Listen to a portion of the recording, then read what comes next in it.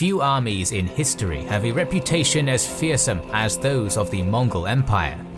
During the height of the empire, the Mongol horde carried a well-earned reputation for invincibility, inflicting devastation upon enemy armies and cities. So thorough was this carnage that many writers who experienced it firsthand could only describe it as a punishment sent by heaven. For how else could one explain how so many cities and armies fell so quickly? In this video, we will attempt to explain various aspects of the medieval Mongol military and provide insight as to what made the horsemen of the Great Khan so successful, including an overview of their tactics, logistics, siegecraft, recruitment, and more. Did you know that we have a whole podcast dedicated to the history of the Mongols? We do. You can find the link to it in the description and the pinned comment. Have you ever taken down a demon lord, crushed the ice golem? The sponsor of this video, Raid Shadow Legends, invites you to join millions of players and play with more than 500 champions with unique skills to raid your way. Use our link in the description and download this RPG to your mobile or PC. It's not easy to choose the best champions in the game, as all of them look awesome and have different skills. But our top 5 is Abbess, who deals high damage ignoring enemy armor, Turvold, who's good against single targets, Draconis with his great healing skills, Queen Eva, who drains enemy energy, and our favourite, Candraphon, whose AoE attack nukes anything in his path. Raids just released a ton of amazing new clan features and benefits, single player and clan quests. There are new champions to collect from fragments in the Doom Tower, and a load of events and competitions. If you want a huge head start in Raid, all you have to do is hit the link in the description or scan our QR code, and you'll get an epic hero, Chonaru, 200,000 silver, 1 XP boost, 1 energy refill, and 1 ancient shard, so you can summon an awesome champion as soon as you get in-game. These rewards will be available for the next 30 days for new players, and you can find them all here. The Mongols are of course most well known for their horse archers, the byproduct of their lifestyle. In the great grass seas of the Eurasian steppe, the Mongols and other nomads spent their entire lives on horseback, learning to ride before they could walk in order to manage their great herds of sheep, goat, oxen, camels and horses. A lifetime in the saddle in the often harsh conditions of Inner Asia left the nomads excellent riders with incredible endurance, able to endure hardships beyond that of sedentary peoples. Each Mongol learned to shoot and construct their bows and arrows from a young age, beginning with a child's bow to hunt marmots and small mammals, gradually increasing the strength of the bow until able to master the powerful composite recurve warbow. Highly mobile, deadly at range, and strategically swift compared to infantry armies, the horse archer, when used properly, could be the master of the medieval battlefield. Many aspects of the above description of nomadic life and warfare as mounted archers are easily recognizable to a scholar of earlier nomadic steppe peoples like the Xiongnu and Scythians. This Chinese description of the Xiongnu in the 2nd century BC is just as applicable to the Mongols well over 1,000 years later. The little boys start out by learning to ride sheep and shoot birds and rats with a bow and arrow, and when they get a little older they shoot foxes and hares which are used for food. Thus all the young men are able to use a bow and act as armed cavalry in time of war. It is their custom to herd their flocks in times of peace and make their living by hunting, but in periods of crisis they take up arms and go off on plundering and marauding expeditions. This seems to be their inborn nature. For long-range weapons they use bows and arrows, and swords and spears at close range. If the battle is going well for them they will advance, but if not, they will retreat, for they do not consider it a disgrace to run away. Their only concern is self-advantage, and they know nothing of propriety or righteousness. For these earlier peoples, many of the same basic tenets of mounted warfare were utilized by both them and the Mongols, such as hit-and-run tactics, envelopment, and the infamous feigned retreat. Contemporaries to these earlier peoples remark on their endurance and hardiness, their skill as horsemen, and the danger of their arrows. There are, however, several aspects in which the Mongol warrior found himself better equipped than his forebears, in the form of several technological advancements to their tack and weapons. The Scythians, for instance, had only soft padded saddles for their mounts, essentially 2 leather pads held to the horse with a girth strap. It provided minimal shock absorption for the rider and little for him to maintain his place beyond his thighs. The Xiongnu and Huns were better supplied with the development of the treed saddle, a sturdy wooden frame cushioned for the rider. It was a more secure base for the archer to shoot from, which also made it more difficult to unhorse him. Leaning into the front of these saddles lifted them, allowing the hips to absorb more of the shocks from riding and reduce jostling from the horse's movement. What these early riders lacked, from the Xiongnu and Huns to the Parthians and the Romans, was the paired stirrup. When the stirrup emerged is a matter of controversy. The earliest stirrups were made of materials like wood which do not preserve well archaeologically, but it seems likely the stirrup, in a form easily recognizable today, was developed around the 3rd century AD in northern China or Mongolia, spreading west via Turkic tribes, arriving in Europe with the Avars by the 6th century. Stirrups provided several advantages. They provided a much more secure platform, allowing the rider to raise himself in the saddle for extra leverage and reach in close combat, or for the horse archer to stand and use his leg and core muscles to help draw heavier bows. Further, the knees could better absorb the jolts from the horse's movement and guide the horse in the heat of battle. Outside of combat, the benefits were more significant, particularly for the nomad. Needing to be on horseback all day while tending their herds, the stirrup helps take pressure off of the horse's back. A skilled rider on a strong horse could now travel further and longer. When coupled with multiple remounts, the distance horsemen could march rose dramatically. The famed weapon of the horse archer was their composite bows. Rather than a self-bow, such as the Welsh longbow, which is made from a single piece of wood, the composite bow was made from layers of wood, horn and sinew. The horn and sinew increased the strength of the bow, transferring more energy to the arrow. Most composite bows of the steppe world were also recurved, the ears of the bows storing yet more energy, while providing leverage to aid the archer.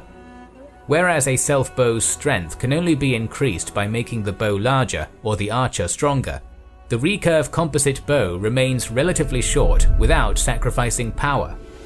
The shorter bow made it more maneuverable on horseback, allowing Mongol warriors to even travel with heavier and lighter bows on them as the situation required. The composite bow was, however, in danger of warping from prolonged exposure to humidity. Not an issue in the generally dry steppes of Central Asia, but in wetter climates dangerous to the bow's health. To offset this, bows of the Xiongnu and Huns had the ends of their limbs strengthened with bone plates to reduce warping, but this made the bow heavier and decreased arrow velocity.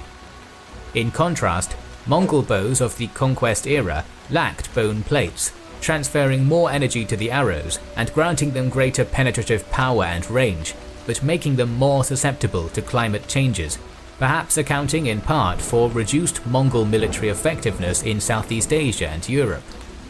Despite some modern claims, the Mongol conquests were not a result of a technological innovation in horse archery, as the technology itself had changed little once these above-mentioned developments were completed by the 4th to 5th centuries AD. For that, we must look to the military leadership of the Mongols and their innovations upon existing steppe traditions.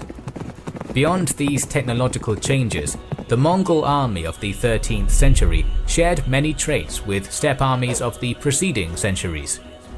The method of organizing armies using the decimal system was present among the Xiongnu. The highest commanders led divisions nominally of 10,000, while the smallest were squads of just 10 men who operated together. Traditionally, this system was based within the tribe, but it was the innovation of Chinggis Khan to largely break down the tribes of Mongolia and almost entirely replace them with the decimal system, removing minor chiefs and khans from power to ensure no alternatives to his rule. Earlier steppe confederations like the Xiongnu generally had an important imperial bodyguard and retinue, which often provided a number of the major leaders and generals of the empire. For the Mongols, this was originally the Nukud of Temujin, the basis for the famed Keshig, which he expanded upon when he took the title of Chinggis Khan in 1206.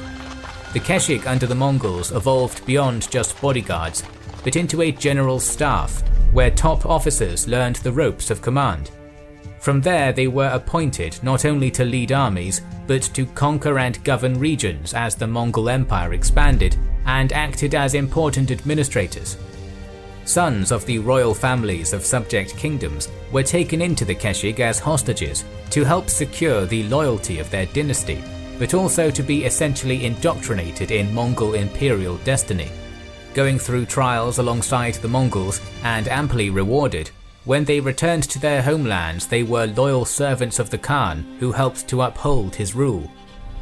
The following example should prove illustrative of how Chinggis Khan innovated upon and evolved rather than invented traditional nomadic lifestyle and tactics. All nomadic horsemen learned to hunt from a young age, a means to protect their herds from predators and provide extra sustenance for their families. It also provided an excellent means to practice for war.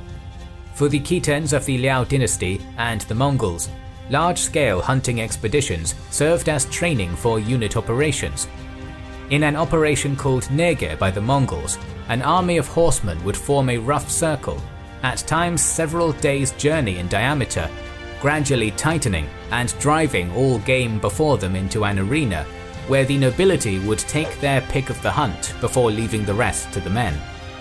While simple on paper, organizing this properly took considerable skill. Given the size of the operation, a timetable was set for each group, operating in their military units, to reach their destination and begin to push the game forward. To prevent animals from escaping, the various units had to be in contact and be coordinating to prevent holes in the line, which would allow herds to slip through their grasp. Allowing animals to escape resulted in punishments. Following orders, meeting timetables, unit tactics, and discipline were the basic building blocks of Mongol successes, and what allowed their armies to outmaneuver their foes. While large-scale hunting expeditions were practiced across the Eurasian steppe, and its rules applied to warfare and battles, under the Mongols the Nurga itself became a military strategy. Time and time again, a Nurga was set over an entire region, designating a major city to be the meeting point. Mongol units would spread across the region, attacking small towns and villages, driving the rural populations towards the major city as the Nurga tightened. Refugees fled into the city, not just overwhelming its resources and thus reducing the length of the siege it could withstand, but also sowing chaos and confusion, for the terrified population brought stories of Mongol atrocities and spread fear, increasing the chance the city would submit rather than face Mongol wrath. At the founding of the Mongol Empire in 1206, perhaps the entirety of the Mongol army was lightly armoured horse archers, made up of the Mongolian and Turkic tribes who had submitted or been conquered up to that point. The Keshig may have had heavier armour, but were still armed with their powerful bows, closing with the enemy only once they had been weakened by arrows. Chinggis Khan understood well the effectiveness of this force in the open field, but upon his first campaign against a sedentary society, that being the Tangut kingdom of Xixia in 1209, he found that unless he could draw the enemy from their walls through a feigned retreat or starve them out, that fortifications could prove impassable. With his invasion of the Jurchen Jin dynasty in 1211, a solution presented itself in the mass defections of Jin forces to his army. Not just Khitans, a Mongolic people who loathed the Jin and were themselves skilled horse archers, but also numerous Han Chinese, who provided the Mongols with infantry, crossbowmen, and numbers. More significant was the defection of Chinese catapult specialists and engineers, one of whom, Shur Talahai, defected to the Mongols early in the invasion and was rewarded handsomely for sharing his knowledge, teams, and experience. Further capture of Chinese engineers, stonemasons, and carpenters brought further knowledge of how to attack cities and build siege equipment. This adoption of warriors and knowledge of defectors, vassals, and captives proved perhaps the greatest deviation from earlier nomadic empires. In order to conquer not just the fringes of sedentary states, as per earlier nomadic empires, but the sedentary state itself, the Mongols required the manpower and knowledge of those sedentary societies. Each culture the Mongols encountered and conquered provided them new resources and tools for their arsenal. With the Mongols themselves remaining primarily light horse archers, they used northern Chinese and Iranian infantry and siege engineers, southern Chinese and Korean naval knowledge, Khitan, Jurchen and Turkic horse archers, Armenian and Georgian heavy cavalry, and more. Within a few years of the start of the Mongol conquests, the Mongol leadership and Mongol-Turkic army corps of horse archers was supported by a large heterogeneous army. Able to pick the most effective tactics, weapons, armors and warriors from the cultures of Eurasia, the Mongolian army was thus able to adapt to a variety of situations, well beyond what earlier nomadic empires could accomplish. It was the job of subject peoples to fill the military roles the Mongols themselves either could not fill or had no interest in filling themselves. The poor Khwarezmian defense in 1220 can be explained in part as the Khwarezm Shah Muhammad anticipating pillaging horse archers, and not a large, disciplined army, ably utilizing siege weapons and technology. The Mongols also showed themselves willing to use gunpowder weapons in their wars in China. The Mongol Empire fractured in the second half of the 13th century. Debate rages as to how the Mongolian military in each independent Khanate continued to develop, and to what extent they were influenced by local military tradition. Generally, the debate steers towards questioning if the Mongols converted to heavier forms of cavalry. The presence of true Mongolian heavy cavalry in the early years of the empire is not universally accepted, with it often said that the small Mongolian horse lacked the strength to carry heavy armor. In the Ilkhanate, scholars like A.P. Martinez have suggested the Mongols adopted medium or heavy cavalry to better contend with Mamluk forces, and artwork from the Ilkhanate shows a preponderance of heavily armored Mongolian forces. An aspect of this argument is that the Mongols even began to sedentarize in the Ilkhanate, abandoning nomadism altogether, while their horses mixed with larger Persian breeds in order to carry the greater weight of armor, but making them less suited to the open steppe. Other scholars, such as Reuven Amitai, have found the argument unconvincing, suggesting that it remained the job of oft-mentioned Armenian and Georgian vassals to act as heavy cavalry, while the Mongols themselves continued as light horse archers. Similar arguments have been put forth for the Mongols within the Yuan dynasty, where it has been suggested that Mongol troops adorned heavier armor taken from stores of the fallen Song dynasty.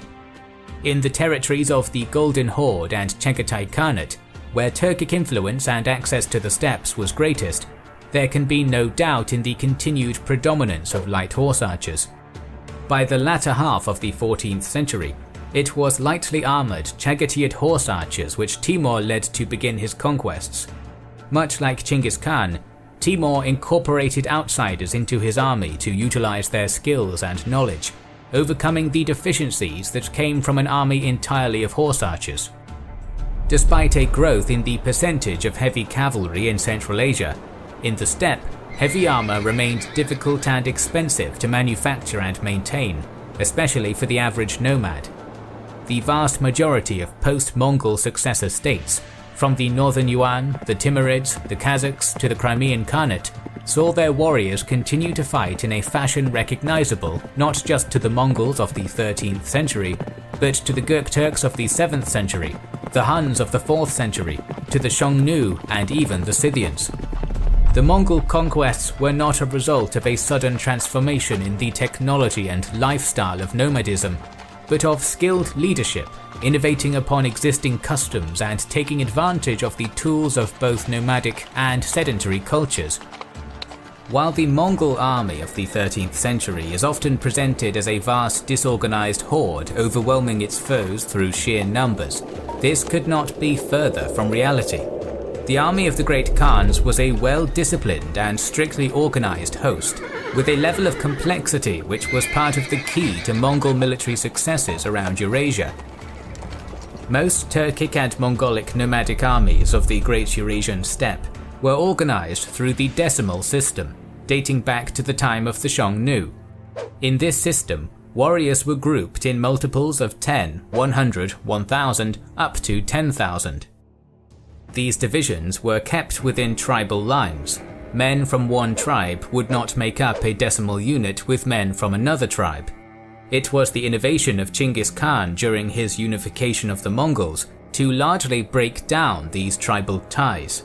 With few exceptions of tribes like the Ongut who showed their loyalty, Chinggis Khan dissolved the old tribal organization and reformed the Mongol tribes into these decimal units for social organization.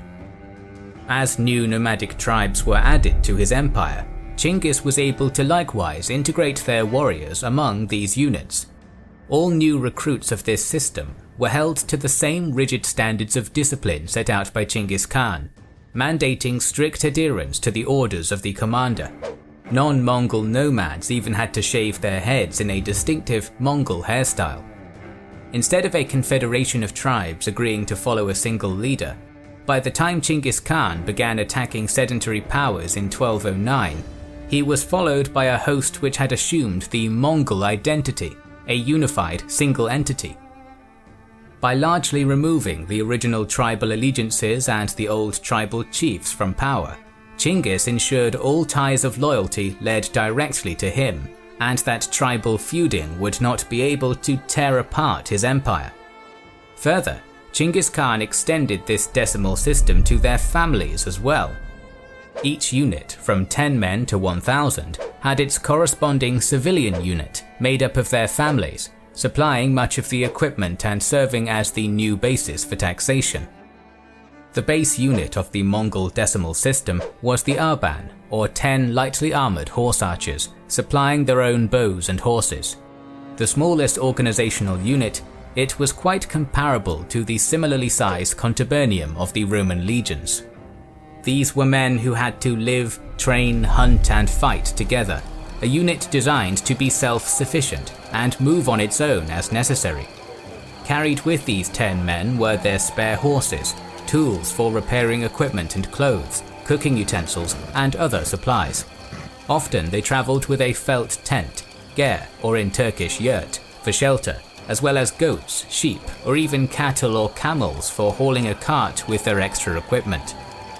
Down to its lowest levels, the Mongol army was intended to be as self-sufficient and mobile as possible, so when travelling long distances or designating a meeting point, each unit could move on its own. Building on this foundation, Mongol army units could move independently to surround larger, less maneuverable enemy armies. Discipline for the Arban was strict. Should one man within the Arban flee a battle, then the other 9 men would be put to death. With the intention that strong bonds of loyalty would build between them, such a threat was a burden few were willing to bear. More important than draconian punishment was reward. Men could be expected to be rewarded for meritorious service. One of Chinggis Khan's promulgations was to forbid looting until after the battle was won. Only then would all the loot be collected, tallied and distributed among the soldiers. This ensured the army would not break down into men scrambling for loot and allow the enemy to escape, and that every soldier could now earn a share for his service. Further, the widows and children of fallen soldiers were cared for as well. From his own difficult childhood, Chinggis Khan knew what social upheaval was caused by the abandonment of families. By keeping soldiers content with the knowledge their families would be protected, Chinggis Khan prevented the societal infighting that could tear his union apart and reduce the effectiveness of his armies. It was the efforts at this level which instilled the fierce Mongol discipline and loyalty to their commanders noted by all of the medieval authors who encountered them. 10 Arbans formed a Jagan, 100 men. 10 of these formed a Mingan, or 1,000 men, and 10 Mingans formed the most famous unit, the 2 men, 10,000 men. While the 2 men is more well known, the Mingan was the more important and common in terms of administration and command. When Chinggis Khan declared the Mongol Empire in 1206, the Secret History of the Mongols, the chronicle written for the imperial family after his death, informs us of 95 Mingans and who was assigned to command each of them. The numbers of each Mingan were only nominally 1,000. Some would be greater and some lesser due to the realities of battlefield losses or incorporation of new tribes. Nonetheless, it allows us to estimate the Mongol army in 1206 had about 95,000 men, soon enlarged with the submission of neighbouring tribes over the following years. Based off this number, assuming a ratio of warriors to the general population of 1 to 4 or 1 to 5, the population of the region has been estimated at around 600 to 800,000 people, with higher estimates of 1 million. Similar figures for the region at the beginning of the 20th century. Nomadic societies did not distinguish between warriors and civilians. All men between the ages of 15 to 60 could be called up for war, and since all nomads learned to ride a horse and shoot a bow, each had the skills for war. Compared to sedentary societies in China, Europe and the Islamic world, a far greater portion of the male population could be considered warriors and called up for battle. This is how the comparatively small population of Mongolia could raise armies large enough to combat the great strength of the Jurchen Jin dynasty. Each division was given considerable freedom in how they achieved their goals. Aside from setting the target and the timeline to accomplish the task, interference from higher command was minimal. Numerous Mongol commanders consistently operated independently from the Great Khan, separated at times by thousands of kilometers. In the early 1220s, picked generals like Jebe and Subutai in the western steppe and Mukhali in northern China campaigned independently of Chinggis Khan, at that time conquering the Khwarezmian Empire.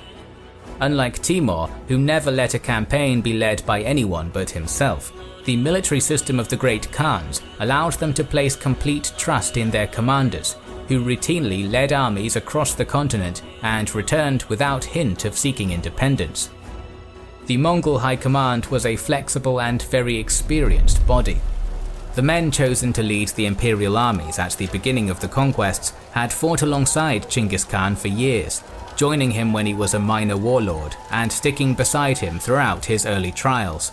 These were the Nukurd, followers who had risen through the ranks, proving not just their loyalty but their ability. Their background on the steppe hierarchy was diverse, some his distant relations, some members of the original steppe aristocracy, while others were simple herders who had shown military ability or aided the Khan. Their elevation and position relied on the Khan's continued favour, making them utterly loyal to him. With the declaration of the Mongol Empire in 1206, perhaps the most important institution of the Mongolian military was the Keshik, the imperial bodyguard. Established in 1204 and carrying over many members of the Nukurd, the Keshik was expanded to 10,000 men in 1206. Made up of younger sons and brothers of the commanders of 10, 1,000 and 10,000, sons of subject rulers and worthy commoners, the Keshik served as the Khan's bodyguard, elite units, royal household, and much of the imperial administration. The Keshik was divided into three main groups: 8,000 Terekut, who protected the Khan during the day; 1,000 quiver bearers, Korchi, the only men who could wear arrow quivers in the presence of the Khan; and an elite unit of 1,000 called Kepta-ut, who guarded the Khan at night, and only fought on the battlefield if the Khan himself was present. Within the day guard was a further 1,000-man unit of braves, or bahadurs in Mongolian, who formed the heavily armoured vanguard of the Keshik. Discipline was strict. No one approached the Khan's person without first being searched and vetted by the Keshik. All Keshik commanders outranked commanders of equivalent-sized units in the regular army. The Keshik also served as a military college. The young men brought into the Keshik learned the ropes of command and the necessities of strategy, tactics, logistics and training, so they could be appointed to lead Mingans and armies. Many a well-known Mongol general had earned his position through meritorious service in the Keshik, such as Chomakun, Baiju, Kitbuka and Subutai. Karacha Noyan, the successor of Timur, served in the Keshik of Chinggis Khan, and later his son Chagatai. Aside from the purely military role, the Keshik also acted as the closest servants of the Khan. Numerous officers of the Keshik are named, the Khan's elite bodyguards also maintaining his personal herds, equipment, weapons, clothing, camp and musical instruments, organizing hunts, and preparing his meals. One office was specifically for the collection of items and animals left behind when the imperial camp moved, while another was for holding a parasol over the Khan. The Keshik also served as the most important administrators of the empire, with the chief judges, military leaders and governors and confidants of the Khan being members of the Keshik. Members of Mongol Khan's Keshik, like Mengisar and Bulgai, were the most powerful figures of the empire below the Great Khan himself, the senior ministers, judges of state, as well as head of the imperial guard. Due to its close proximity to the Khan and the lead princes of the empire, it was therefore a highly prestigious and valuable position to gain.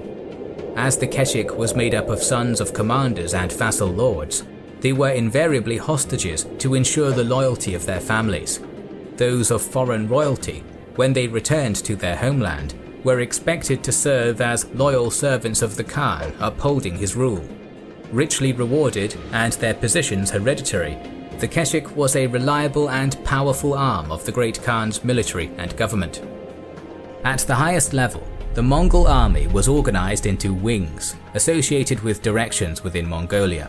The army of the left wing of Eastern Mongolia, Junkar, the army of the right wing in Western Mongolia, Bara-Unkar, and the army of the center, the Imperial Ordu, which the Keshik and the Khan's personal troops were associated with. The heads of each of these divisions were the closest, most trusted followers of Chinggis Khan. Together, these formed the Mongolian Regular Army. Under this system, there was a dual level of elites, the Altan Uruk, the family and descendants of Chinggis Khan, and the Karachu, the Noyans, commanders appointed often from humble beginnings to lead armies. Working alongside the regular army was the Tama. First mentioned during the reign of Ogadai, the Tama was something of an occupation force, made up of a large percentage of non-Mongol troops and officers, and generally drawn from the various Mingans. It was often commanded by a member of the Keshik called a Tamachi. The Tama was placed on the frontiers of the Mongol Empire, a largely cavalry force which would situate itself in the best available pasture. They were a consolidating force which would move with the frontier as the empire expanded. Unlike the great invasions which saw the Mongols rapidly pass through a region and depart, the Tama was intended to spend years in the region and, if necessary, set up permanently. Acting as temporary military governors, behind the advance of the Tama, the permanent civilian administration would be established, and the region thus fully incorporated into the Mongol Empire. Crushing what remained of local resistance, the Tama raided, extorted, and subjugated the independent powers on the empire's borders. One Tamachi, Chomakun, completed the subjugation of the former Khwarezmian territory, Iran, and into the Caucasus during his deployment. Since the Mongols did not rebuild the fortifications they destroyed, the Tama also acted as the empire's border guard, desolating and patrolling the borders as necessary to protect the empire from attack. The Tama comprised two main forces, the main body situated in several camps in the pasture, and an advance force of scouts posted closer to cities and between the camps called Alginchi. As the empire expanded, greater numbers of sedentary peoples were incorporated into the military.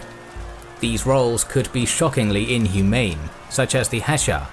The Hashar, so called in the Persian sources, was a forced levy of local peoples driven before the Mongols as living shields against enemy arrows to push siege equipment and to fill in enemy moats with dirt or their own bodies. This was particularly common in Chinggis Khan's campaigns in North China and against the Khwarezmian Empire. Yet the Mongols also learned relatively quickly that sedentary peoples could provide knowledge, military roles, and manpower the Mongols themselves lacked. It was most notably in the form of Chinese siege engineers, but within a few years of the invasion of the Jurchen Jin, more Han Chinese were fighting for the Mongols than there were Mongols fighting in North China. Likewise, as the Mongols expanded westwards, subject peoples served them in a variety of supplementary roles. The Mongols, primarily lightly armoured horse archers, were more than happy to allow their subjects to take on more vulnerable positions on the battlefield. These same groups also served the Mongols in other roles, especially as labour or manning local garrisons. These local forces, the Cherik, are what Mongolian regional governors had to rely upon to put down local uprisings, as Mongol horsemen were utilised for the expansion of the empire. Sedentary kingdoms not destroyed in the initial invasions had to provide their own armies and commanders to serve alongside and under the Mongols, such as the Tangut Kingdom and Armenian Cilicia. While continuing to fight in their traditional manner, and not directly incorporated into the Mongol army, they had to follow the commands of a Mongolian general. In the 12th century Mongolian steppe, warfare was between forces of highly mobile horse archers, though a few forts were scattered across the region, largely left over from the rule of the Khitan Liao dynasty. With raids on China uncommon in this period, there was little opportunity for up-and-coming warlords like the young Temujin to learn how to assault fortified sites. With the declaration of the Mongol Empire in 1206 and consolidation of his rule over the region, Temujin, now taking the title of Chinggis Khan, could begin new assaults on China. His first target was not the immense Jurchen-ruled Jin dynasty, but its vassal, the Tangut Xixia Kingdom. Here, the newly formed Mongol Empire had its first test against cities and forts. Lacking siege equipment, the Mongols could rely on only 3 tactics. The first was the simplest, a blockade to attempt to starve the city into submission. The second was the feigned retreat. Appearing to panic before the walls, the Mongols would trick the garrison into running out to pursue them, or collect seemingly abandoned animals, goods and slaves, only for the Mongols to suddenly fall upon them. The final was the most complicated, used first against the Tangut capital, modern-day Yinchuan. A nearby river would be dammed or redirected, forcing the waters towards the city.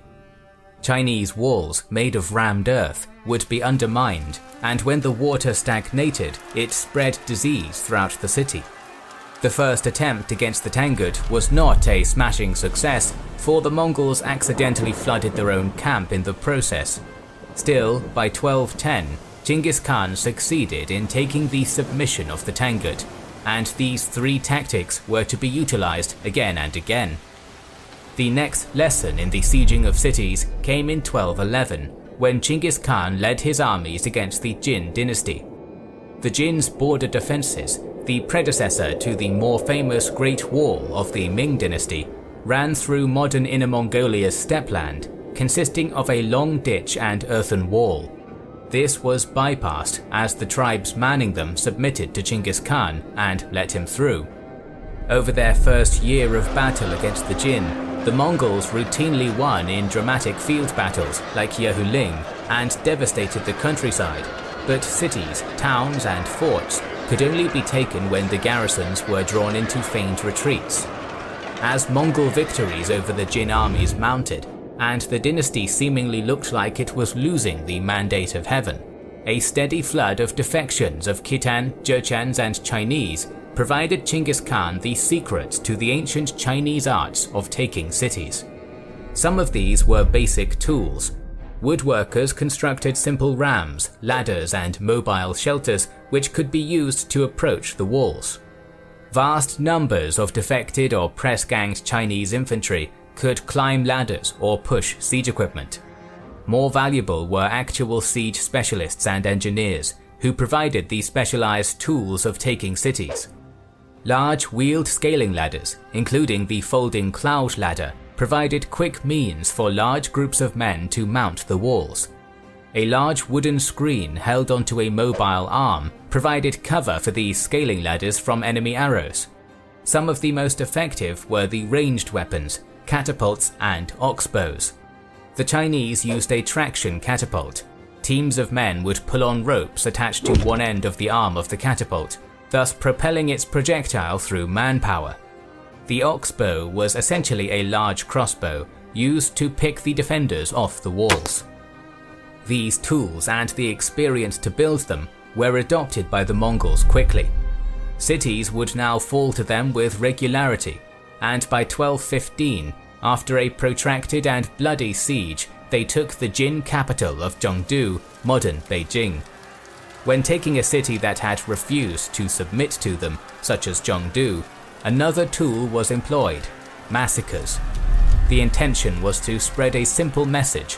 Cities which immediately surrendered were treated relatively leniently, generally needing only to send tribute, perhaps supply soldiers, or tear down their fortifications. Cities which tried to resist were severely punished, especially if through their resistance they brought on Mongol losses or killed a Mongol prince, in which case the destruction was thorough, the slaughter indiscriminate. Individuals of skill, such as artisans, engineers, and craftsmen, were spared, sent elsewhere for service to the Great Khan. Some women and children were taken as slaves, and the remainder of the citizenry slaughtered. Slaughter allowed the Mongol troops to exert their pent-up frustration at a long siege, but generally the Mongols viewed it as a practical necessity. They lacked the numbers to provide garrisons for every city, and didn't want to engage in lengthy sieges for every settlement. The fear of the consequences that would come from resistance was just as effective a tool as the most powerful catapult. Horrific atrocities, such as building towers of severed heads to intentionally exaggerate the numbers killed in cities, all served to buttress an image of the Mongols as an unstoppable and implacable foe. Many cities would simply submit rather than face such an existential threat. The war against the Khwarezmian Empire provided the next greatest evolution of Mongol siege techniques. Muhammad II Khwarezm Shah's defensive strategy against the Mongols consisted of maintaining garrisons across his empire's northeastern frontier, based on the simple but sadly mistaken calculation that the Mongols lacked the means to take cities. Chinggis Khan brought with him teams of Chinese siege engineers to construct his weapons, and by then his army was well versed in the art of the siege. With access to large teams of engineers, Chinggis Khan would array vast groups of catapults to concentrate on a single section of the enemy wall, firing day and night in an incessant barrage, demoralizing the defenders and grounding the fortifications to dust, or bringing pots of naphtha into the city to spread fire and chaos.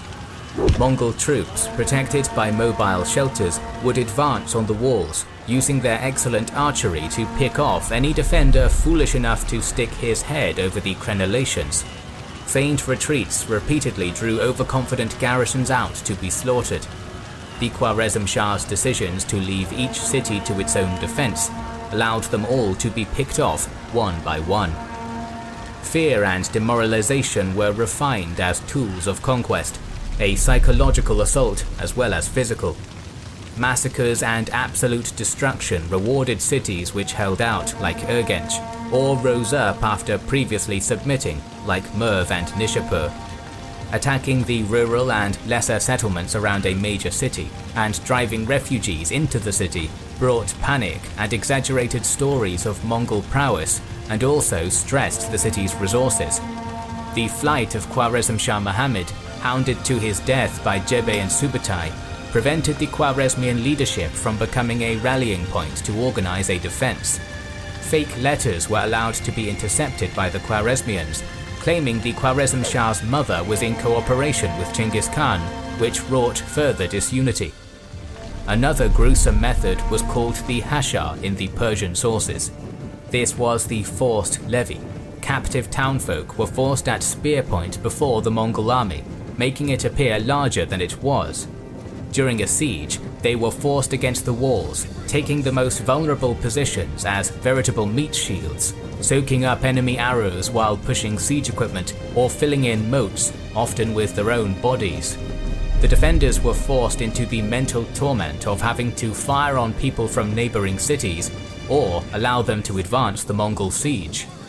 The more valuable Mongol and Turkic horsemen were thus protected from menial labor and could keep their strength for the actual fighting, When Chinggis Khan returned to the Tangut Kingdom in 1226 for his final campaign, his army was well hardened at siege warfare. The Tangut cities now fell in quick succession, and when Chinggis died in August 1227, the Tangut capital was razed to join him. Mongol siege abilities continued to advance under Chinggis's son and successor, Ogadai. In North China, the Jurchen Jin were finally reduced. The Jin capital of Kaifeng was taken through a difficult year-long siege, in which it seems early gunpowder bombs were used by both sides. The Jin dropped them onto mobile shelters protecting sappers attempting to undermine the walls, while the Mongols used catapults to lob them into the city. Some historians, most notably Dr. Stephen Hoare, point to the possible use of early cannons during this fighting, but the evidence is controversial.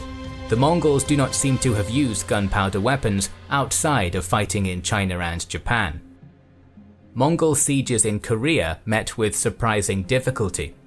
At Kuju in late 1231, multiple assaults on the city were repulsed. One commander with a few picked men drove off repeated attacks by the Mongol vanguard. Attacks were launched on the walls day and night. Carts of dry grass and wood were pushed to the gates to burn them, only to be destroyed by Korean catapults. A shelter built before the walls to protect sappers was destroyed when the Koreans dug holes through their own walls to pour molten iron onto it. Scaling ladders were toppled by Korean polearms. Bundles of sticks soaked allegedly in human fat, set aflame and hurled into the city, could not be put out with water, but were smothered with mud and earth. One set of catapults was repulsed by Korean counter-artillery. Another, through constant barrage, breached the wall 50 times, and 50 times the defenders filled the gaps. After a month without headway, the siege was called off, the city deemed to be protected by heaven. A spirited resistance, as the Mongols faced throughout Korea, could hamper even their efforts. In the Rus principalities, the armies of Batu and Subutai were met with much greater success.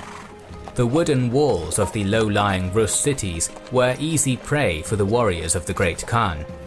Palisades were erected around the cities to trap the townsfolk, protect the besiegers, and cover their actions. Catapult teams acting in unison made multiple breaches in the walls and spread fire in the cities. Few held out more than a few weeks. In the eastern half of the Hungarian kingdom, where fortified sites were made of wood in the easily accessible terrain of the Great Hungarian Plain, the Mongols were unstoppable. Depopulation in these areas reached as high as 70% by some estimates. To ensure the population of a given site was reduced, the Mongols would leave for a few days after taking the city. Those who had survived would come out from their hiding places in search of food or to begin to repair the damage. With their guard let down, Mongol riders would suddenly return and fall upon them, repeating this process until no more came out from hiding. In the more densely populated and rugged western half of Hungary past the Danube, where the major sites were protected by hard-to-access stone fortifications, the Mongols found their progress slowed. At Esztergom in early 1242, Hungary's main political centre, Hungarian prisoners were forced to build a screen of bundles of twigs before the city's moat to cover 30 siege engines. Once the catapults had brought down the city's towers and part of the walls, they began to hurl bags of dirt into the moat, the garrison unable to clear it due to the precision of Mongol archers. With it apparent the city was to be breached, the townsfolk set fire to the suburbs, destroyed or hid anything of value, then retreated to the citadel. A furious Batu, denied his prize, was unable to take the stone citadel. An able defense, led by Simon the Spaniard, commanding teams of ballistarius, referring either to crossbowmen or counter-siege engines, kept the Mongols from breaching the citadel. Batu pulled back from Esztergom, leaving nothing standing of the city but the citadel. Further difficulties were had at Székesfehérvár. The outer part of the city and its suburbs were razed by the Mongols, but again the stone citadel, defended by Hospitaller knights and their own counter-artillery, resisted the Mongol assaults. After a few days, the siege was lifted, and soon the Mongols began a slow withdrawal from Europe. For more on the reasons for a Mongol withdrawal from Europe, you can check out episode 19 of our podcast on the Mongols. But it seems that stone castles, built on hard-to-access sites, proved difficult for the Chinese-style catapults the Mongols used, with their crews reduced by enemy counter-artillery. The withdrawal in 1242 may have begun as a temporary retreat to prepare reinforcements and more catapults, only for political matters relating to the death of Ogedai Khan to keep them from immediately returning. When Hulagu set on his campaign against the Nizari assassins and the Caliph in the 1250s, he was met with a variety of well-defended sites. The Nizari strongholds were cunningly designed, nearly impregnable mountain fortresses. Most fell through negotiated surrender thanks to the capture of the Nizari Imam. Some resisted, and were so strong they only fell after lengthy blockades. Namasar, near Alamat, fell after a year, and Girdka, on the eastern edge of the Elburz Mountains, withstood a Mongol siege for 15 years. Unable to bring their large teams of catapults to bear upon them, such sites could hold out as long as their food stores did. For more accessible locales like Baghdad, built in the great Mesopotamian floodplain, there was little chance for the isolated and outnumbered defenders. There, huge teams of catapults could work in unison unceasingly against designated sections of the walls. After only a few days of this, the walls of Baghdad were breached and the Mongols were in the city. At the start of 1260, Hulagu, assisted by troops from Georgia, Armenian Cilicia, the Principality of Antioch and County of Tripoli, took Aleppo, despite its well-maintained and sturdy fortifications, sending shockwaves through the Ayyubid princes of Syria. It's quite possible that this close cooperation with the Crusader kingdoms brought the next evolution to Mongol siege technology in the form of the counterweight trebuchet. Able to launch projectiles further and harder than a traction catapult, the trebuchet used weight and gravity to replace teams of men pulling on ropes. Having spread across Europe and carried to the region by the Crusader kingdoms, the Mongols carried it even further. For the siege of Shenyang, Kublai Khan requested Hulagu's son and successor, Abaka, to provide him with Arab engineers capable of building these fearsome weapons. Thus did engineers make the long trek across Mongol-dominated Eurasia to bring the trebuchet to the Great Khan in China.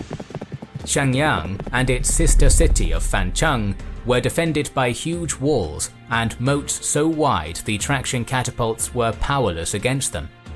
Possibly, as identified by Stephen Hoare, the defending Song dynasty forces used some sort of cannon mounted on small boats to break the Mongol blockade and allow the cities to be continually resupplied by river.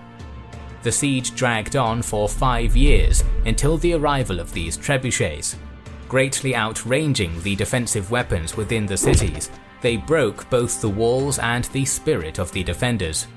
Having once picked up their first siege weapons in China, the Mongols returned with the most advanced weapons of the age. Yet the fall of Shenyang and the Song dynasty by the end of the decade also became the high-water mark of successful Mongol conquests. Successful sieges in their ensuing campaigns did not translate into strategic success, and in wars against the Mamluks and Delhi Sultanate, hot weather, strong fortresses, and able defense stood defiant against Mongol efforts. As catapults and other complicated siege machines became a smaller part of the armies after the end of the unified Mongol Empire, and they had less access to the vast reserves of manpower to send as fodder and to man large numbers of catapults, the successor Khanates could not repeat the many victories in siege warfare their grandfathers had enjoyed. Lacking in both political will and unity, they could not develop means to overcome their gradual deficiencies in siege warfare, though the heirs of Chinggis Khan remained yet deadly in open battle. The strength of the Mongol army rested on the same skill sets of all steppe nomads: mobility and deadly long-range firepower. Doctrine for all horse archers was simple: to maximize damage to the enemy from as far away as possible for as long as possible, only closing once they had been sufficiently demoralized, their formations broken by an unceasing rain of arrows, or tricked into leaving their lines in an effort to pursue the horsemen. The Mongols did not invent these techniques, but they did apply them at a scale beyond the mightiest of previous steppe empires, adapting them as necessary for a variety of situations. Mongolian and steppe nomadic army tactics evolved out of the routines of daily life. Each warrior on horseback had several remounts, armed with 2 or more bows and several quivers of arrows. This was the bare minimum to be a combatant, and effective enough for most situations.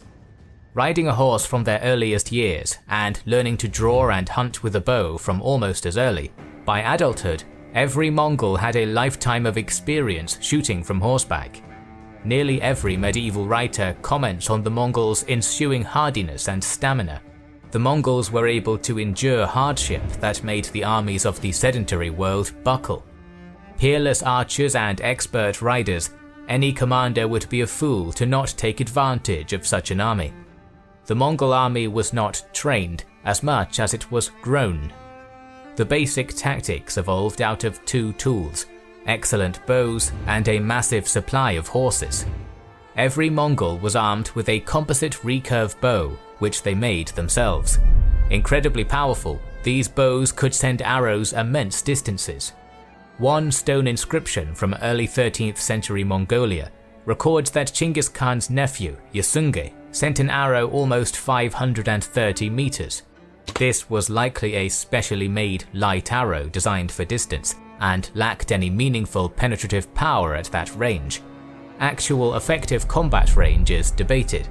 Historian Timothy May suggests it was anything under 170 meters, while John Masson Smith Jr. puts 30 meters as the optimum distance to maximize accuracy and penetration.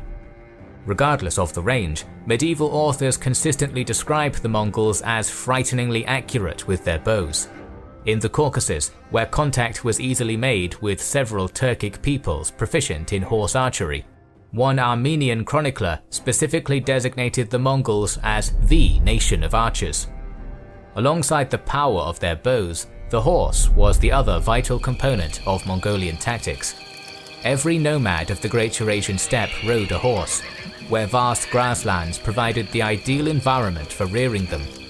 The Mongol horse is smaller than those of sedentary regions, weighing under 300 kilograms and rarely more than 14 hands or 142 centimeters high at the withers, the shoulders. Unlike the grain and fodder-fed horses of China, Europe, or the Islamic world, the Mongolian horses lived almost exclusively off the abundant grasses of the steppe. So prime is this grassland that even today, Mongolia's horses outnumber the country's humans and account for over 6% of the world's horse population. When on campaign, each rider brought 5 or more horses with him, riding one a day and letting it rest for the following days while he rode the others. Like their riders, the Mongolian horses were hardy, surviving in conditions deadly for larger breeds. Sure-footed, well-trained and obedient, though not the fastest, the Mongolian horse was a reliable platform for battle. Campaigning and entering battle with strings of remounts provided the Mongols strategic opportunities unavailable to their enemies. This proficiency with a bow and easy access to great quantities of horses were the building blocks of the Mongols' deadliness in battle. Usually facing off against armies that could not amass any comparative number of horses or skilled bowmen, the Mongols enjoyed far greater striking power and mobility, their tactics maximizing this advantage and minimizing the need for prolonged close-quarter contact with the enemy. Perhaps the most recognizable manifestation of this was the caracole, what historian Timothy May believes is meant by the shi-uchi, chisel attack mentioned in the Secret History of the Mongols. Waves of Mongols, organized in their decimal units, Arban, Jagan, or even Mingan, would ride towards the enemy, shooting arrows as they approached. At a set distance, perhaps the 30 meters or less suggested by John Masson Smith, the wave would pull away. As this wave fell back, the riders would turn in the saddle and fire backwards, the famous Parthian shot. With one wave falling back out of range and to safety to rest men and grab remounts, another wave advanced and carried out the same process, resulting in a continuous barrage of arrows. To do this successfully is tremendously difficult. It requires extensive training to not result in hundreds of men and horses crashing into each other or sending arrows into each other's backs. In order to function smoothly, each wave needs to know when the other wave is advancing or falling back and move accordingly, so as not to obstruct the forthcoming waves. When operating effectively, it was extraordinarily effective.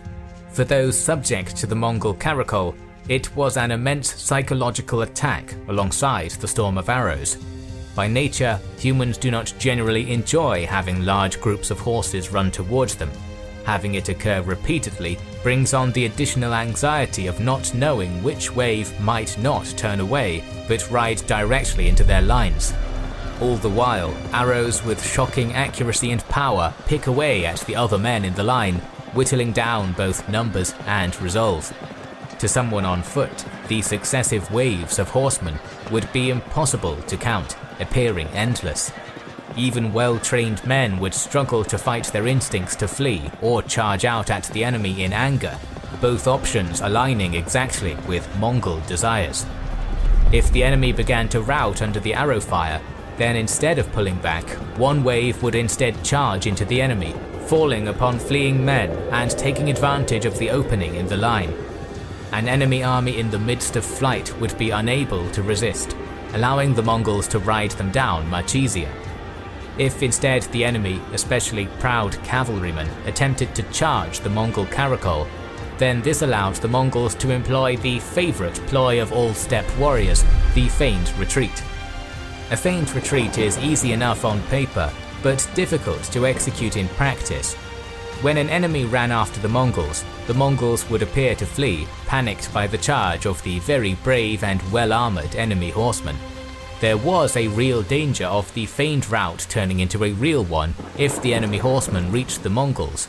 Their often superior armour and training would allow them to wreak havoc on more lightly armoured Mongols. If orchestrated properly, however, the fleeing Mongols took their pursuers to ground of their choosing, where other Mongol units waited in preparation. Archers picked off the isolated enemy, and heavy cavalry delivered the final blow to the stragglers. If this had been all the enemy cavalry, the Mongols could then easily surround the surviving infantry and pick them off at their leisure. The feigned retreat was employed again and again across Eurasia. Against fortresses, where garrisons were tricked into coming out from their walls to chase fleeing nomads, to epic 9-day pursuits. The most famous was that which Subutai employed against the Rus and Kipchak at the Kalka River.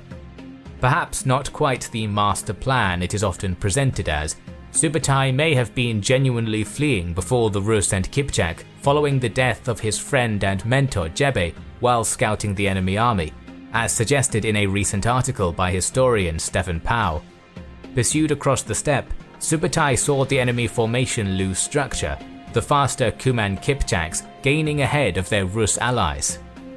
Turning back to face them, on the Kalka River, Subutai brought the full might of his army against only a portion of the enemy.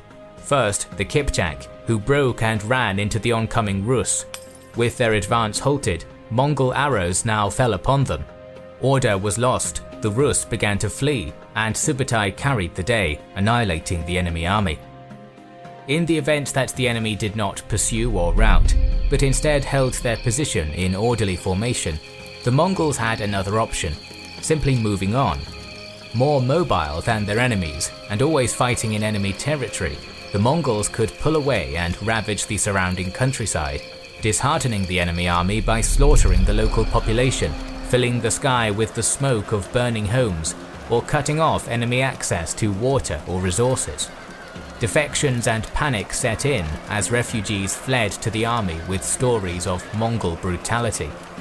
A stationary foe, or one holding up in a wagon fort as the Hungarians did at Mohi in 1242, was soon trapped in a nege, a Mongolian hunting circle.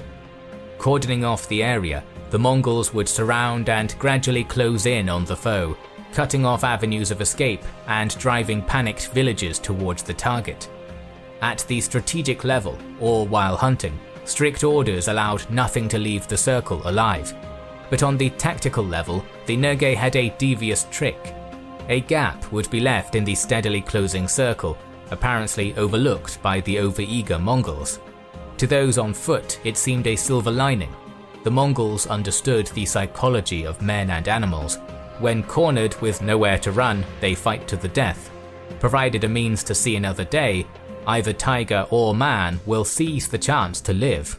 And by doing so, they did exactly what the Mongols wanted. At Mohi, when the Hungarians fled through the gap in the line, the Mongols formed up beside the fleeing enemy, whose formation and sense to resist was long since abandoned. Once the foe was suitably bedraggled and exhausted, only then did the Mongols fall upon them, minimizing harm to themselves, but ensuring few if any escaped their clutches. Contrary to some depictions, heavy cavalry was used by the Mongols, though Asian cavalry differed from the heavy shock lancers imagined in Europe when the term is mentioned. For the Mongols, their own heavy armoured cavalry was a minority, more usually utilizing subject peoples in this role. For the majority of Asian heavy cavalry, from China, Iran and the Turkic and Mongolian tribes of Central Asia, the primary weapon of heavy cavalry was still the bow, even when both horse and rider were fully armoured. In the steppe, heavy armour was harder to procure with limited access to smiths and raw materials. The more common armour varieties reflected this, created from materials the Mongols had ready access to, felt and leather.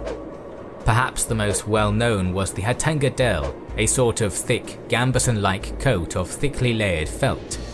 Increasingly over the 13th century, the hatanga was secured with metal plates within it for a brigandine. For man and horse protection, lamina was favoured, long layered bands of leather laced together. The most expensive was lamella, consisting of individual metal plates sewn together in rows.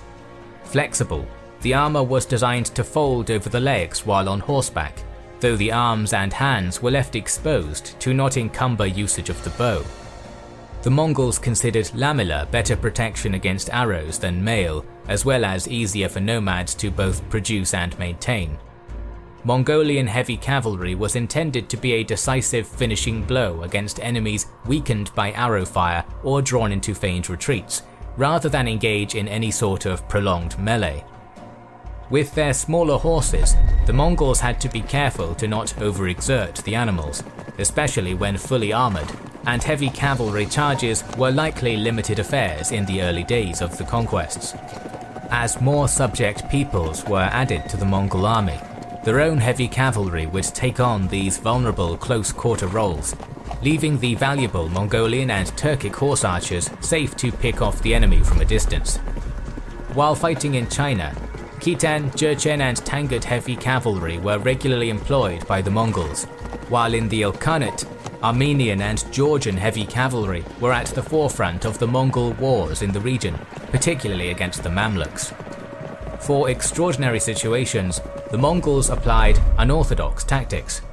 At Mohi in 1241, the initial effort to storm the bridge was accompanied by Subutai attempting to build a bridge further downriver in an effort to flank the Hungarian army. When the Hungarians successfully resisted an attempt to force the bridge, the Mongols pulled back and early the following morning brought up catapults and shelled the guards left on the Hungarian side of the bridge. This was quickly followed up by a cavalry charge. The bridge over the Sayo River was taken and the Hungarian camp encircled.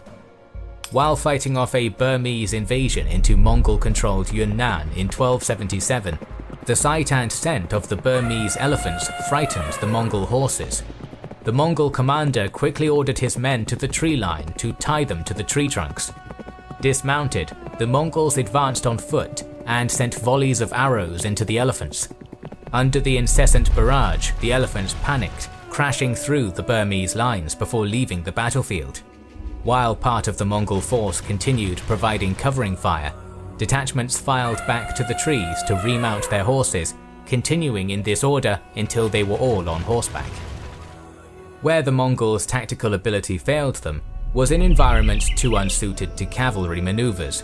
The humid jungles of Southeastern Asia, perhaps the greatest example of this. The conquest of the Song dynasty was only completed with the massive conscription of Chinese soldiers and creation of a fleet to challenge the Song on the vital rivers of South China. In Syria, historians like John Masson Smith have argued the region lacked the pasture capacity to provide for the vast horse herds the Mongols liked to bring with them, forcing them to advance with smaller forces the Mamluks could overcome. In straight tactical engagements, the Mongols performed their poorest against those who fought in similar fashion to themselves. Chinggis Khan's only defeats were against other tribes of the Mongolian steppe, and it seemed he considered the nomadic Turks of the western steppe, the Kuman Kipchaks, to be the single greatest foe against Mongol expansion. The Mamluk Sultanate of Egypt and the Sultanate of Delhi both employed Turkic horse archers, often Kuman Kipchaks bought as slaves, to great effect against the Mongols. Essentially, these were armies which could recognize feigned retreats and nomadic ploys, and force the Mongols into engagements which minimized their superiority in horse numbers.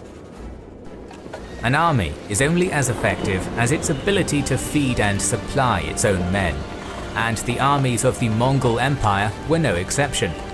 As with so much of the Mongol military, popular depictions of the logistical capabilities of the 13th century Mongol army are a mix of hyperbole and exaggerated claims of Mongol feats. Quite rightly, most discussions of the Mongols' logistical ability have focused on their lives as nomads and how they utilized their animal herds, sheep, goats, oxen, camels, and horses. As pastoral nomads, their very lives provided them excellent experience in the skills of strategic logistics. Every seasonal movement had to be well planned and organized for timing of the weather and pasture availability.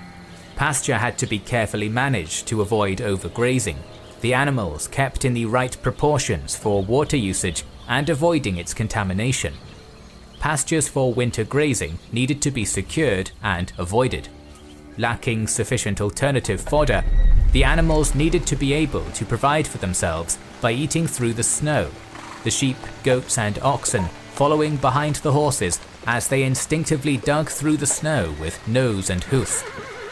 In turn, each animal provided milk, meat, felt, clothing, and more, providing nomads much of their requirements to survive.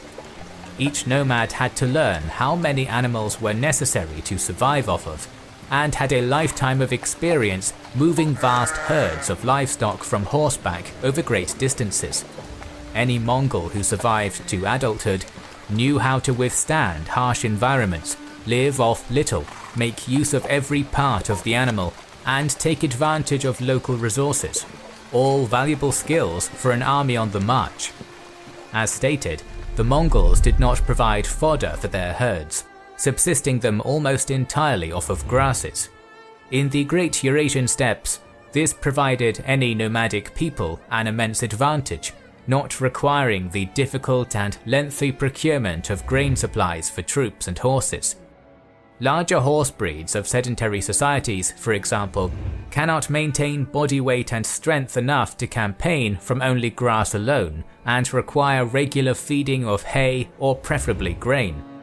For the smaller horses of the Eurasian steppe, grass provided their necessary nutritional intake. With no shortage of grass in the steppe, it was also much easier to field immense herds of horses, far more than any sedentary rival power could compare to. A single Mongol warrior could go on campaign with 5 or more remounts, rotating between the horses so as not to overexert a single animal. While the vast herds of their animals were a key aspect of everyday life in Mongolia, the 5 snouts were rarely all brought on campaign. Sheep and goats simply cannot travel as quickly or as long as horses. 5 kilometers per day, or 3 miles, is a reliable speed with these animals.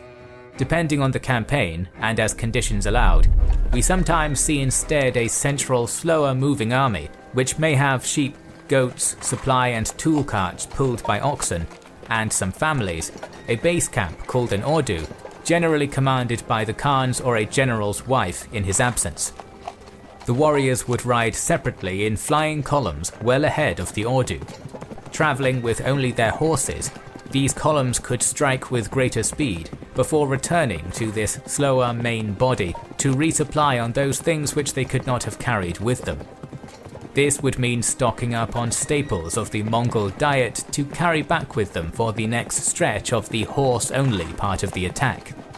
A group of 10 men, an arban, would stock up on strips of dried meat, borts, or dried milk curds called arul, or cheeses called izgi. The arbans returning out to campaign carried this among themselves and their spare horses, which themselves were a source of nutrition for the Mongols. Mares were preferred, as both their milk and blood could be drunk, providing nutritional value when other alternatives were scarce. If the horse died on the march, then it would be cut up on the spot for its meat to be reused. Even the bones would be used for a broth called shulen, thickened with millet and whatever pieces of meat and vegetables could be collected. These meals were augmented by hunting when they could, be it big game, enemy livestock or marmot, a useful practice to keep their archery skills sharp as well. Little was wasted, and numerous primary sources remark, often with disgust, at the willingness of the Mongols to eat anything. But the Mongols knew quite well that picky eaters did not last long in the cold winter. Yet even in the steppe, the supplying of so many animals was not without issue, especially at the end of winter or in drier years. When campaigning against their enemies, this became an even greater struggle, for there were simply not the same expanses of grassland to rely upon the further they rode from the steppes. In order to overcome this, the Mongols relied on an exceptionally predatory foraging strategy. Mongol armies travelled in divisions and smaller units, spreading themselves out across the countryside, feeding their horses on both the smaller areas of grassland and local grain stores, while the riders would feed themselves on the peasants' harvests. This would also play into their strategy of harassing and driving the peasants from farms and rural villages towards major urban centres, spreading fear and straining the enemy's resources. It also had an advantage of making it difficult to react to Mongol armies. For the defenders, reports would come in of Mongols everywhere, coming and going in each direction. The chaos of the panic-stricken flights of the peasants would have certainly brought with them exaggerated stories of the scale of the enemy forces, sowing always further confusion. This takes us to one of the most popular myths of the Mongols, that they were a shockingly fast force, a lightning bolt from the steppes. This is a result partly of the intentional confusion caused by the Mongols. When they were striking cities hundreds of kilometers apart, it would seem they were crossing great distances at lightning speeds. But calculations by John Mason Smith Jr., noting, when available, the rough length of time and distance travelled by the Mongol armies, found there could be great variation in the speed at which they travelled. The greatest speed recorded was the Great Invasion of Western Eurasia under Batu and Subutai in the 1230s.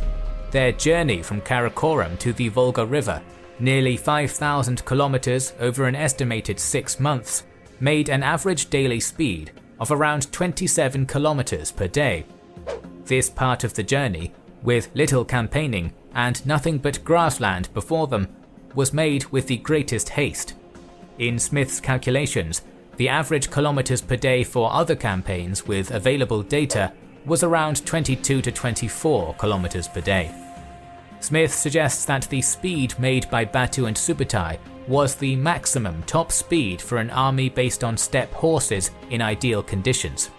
Time in the day needed to be given for the horses to graze and sleep, and as it takes longer for horses to meet their daily feed requirements via grazing rather than grain, this puts a cap on the top speed of these armies. and yet such ideal conditions would not be met elsewhere. Smith is also able to make calculations for much of Hulagu's route during his march in the 1250s. At the fastest part of his journey from Karakoram to Almalik, Hulagu covered approximately 2,697 kilometers in some 6 months, some 15 kilometers per day. Across Transoxiana and Iran, Hulagu rarely made such speeds again, usually between 6 and 9 kilometers per day depending, and often halting for months at a time. For Hulagu, the campaign was much more methodical than the immense tidal waves they are often depicted as.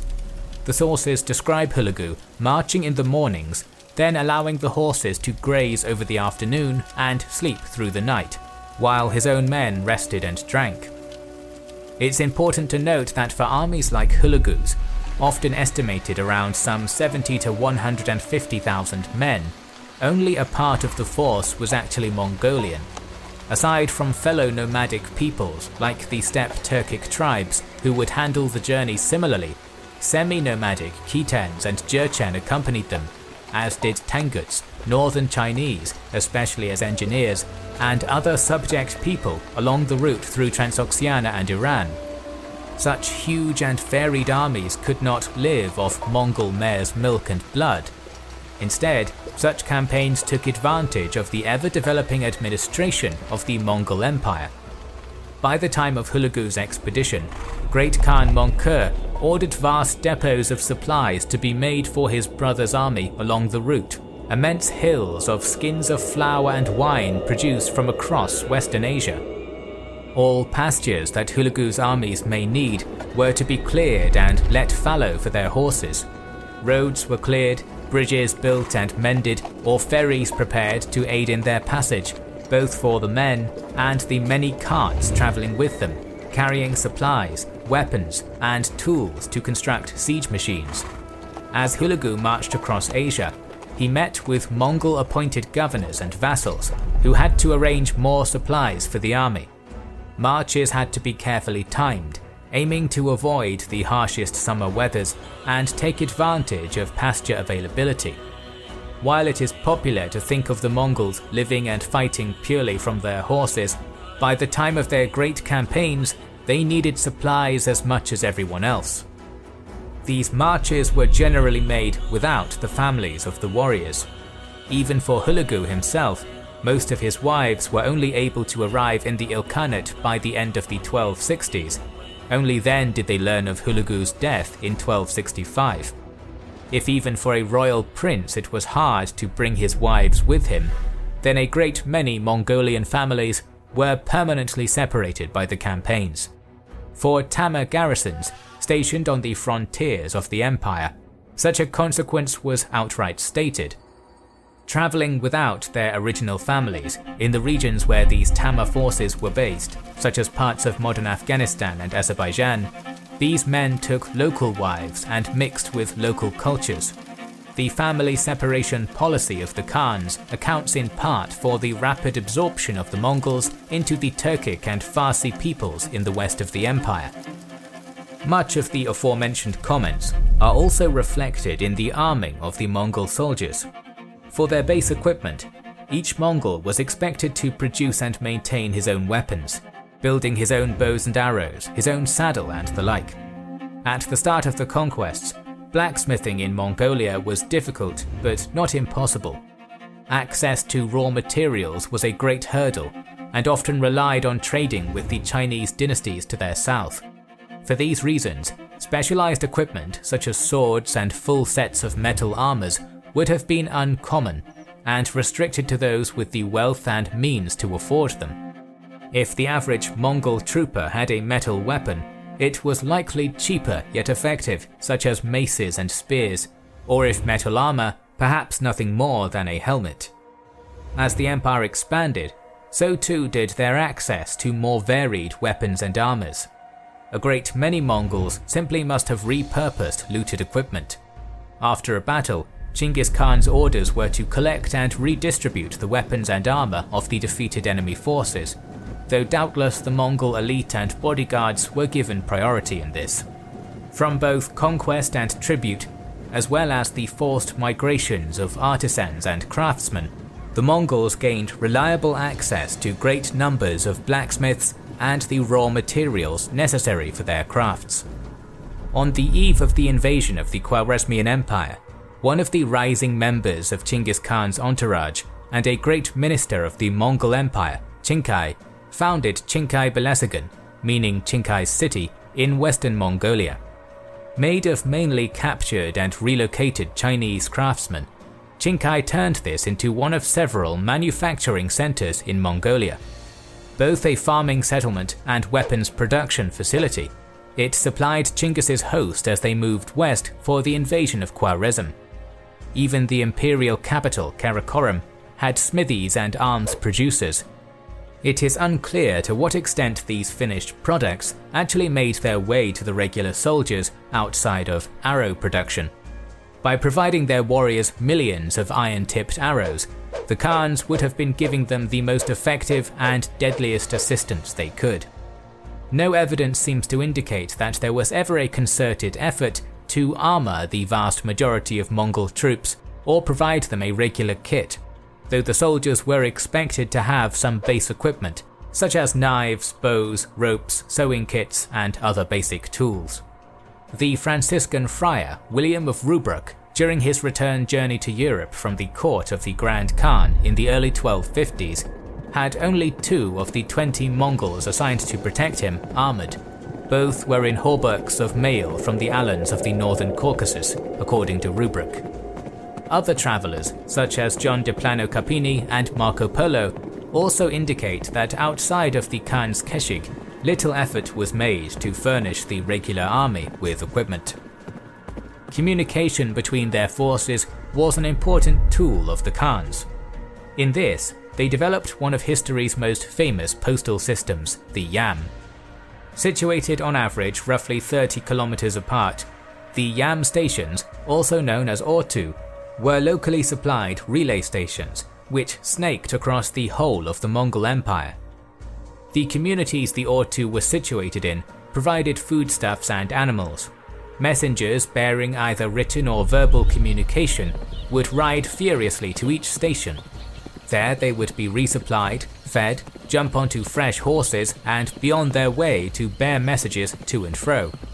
Each user was provided a passport called Garega in Mongolian or Paisa in Chinese.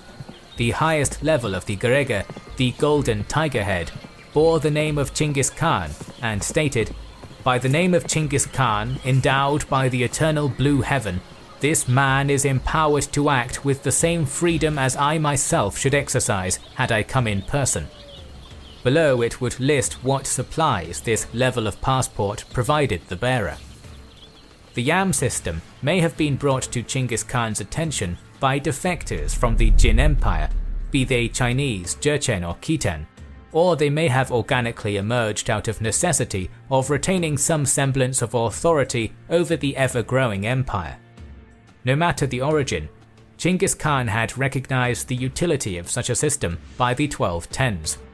The Yam was expanded over the course of the 13th century, particularly under Ogadai and Moncur, but it was continually disrupted, and it was a source of frustration for the locals, who had to both supply the Yam and the greedy officials and merchants taking advantage of their generosity. In much of the empire, its presence was marginal even at the height of the authority of the great Khans, yet it provided means to connect far-flung sections of the empire and retain contact between the various long-ranging armies carrying out the Khan's will. Via the Yam, orders could be relayed across the empire to organize timetables, such as the new censuses carried out on the orders of Moncur, and then the demands for troops and supplies to be mobilized. Because of this, Hulagu was able to meet up with more contingents and successfully stocked food depots without needless delays.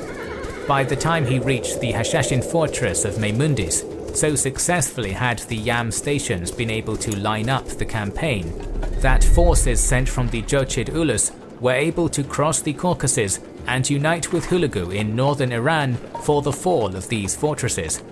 Both armies had marched on opposite sides of the Caspian Sea.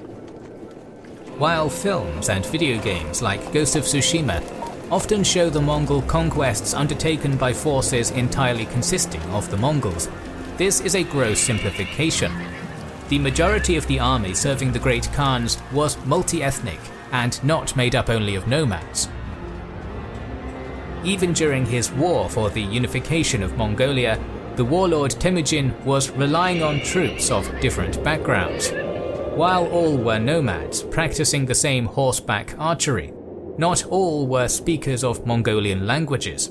Many were Turkic peoples, some of whom were even Eastern Christians, popularly called Nestorians. For horsemen of the steppe, these sorts of ethnic distinctions were fluid. Tribal names generally served to mark lineages, both real and imagined, and political loyalties which could shift as necessary. So once these Turkic groups submitted to Temujin, and especially once he took the title of Chinggis Khan, these tribes would signify their loyalty by deeming themselves Mongols as well, usually involving the adoption of Mongolian hairstyles and clothing. For any nomadic steppe confederation, this is not a unique process. From the Huns to the Gokturks, such an approach can be seen again and again. Following the declaration of the empire in 1206, Chinggis Khan rapidly began to expand the Mongol Ulus, incorporating neighboring peoples into his army, many of whom were speakers of Turkic languages, who were nomadic, semi-nomadic, and even agriculturalists. The forest peoples around Lake Baikal, the Kyrgyz of the Yenisei River Valley, the Uyghurs of Xinjiang, the Karluks of Al-Malik, and the Ongut in what is now Inner Mongolia. Some, like the Uyghurs, had a great role in the emerging administrative system.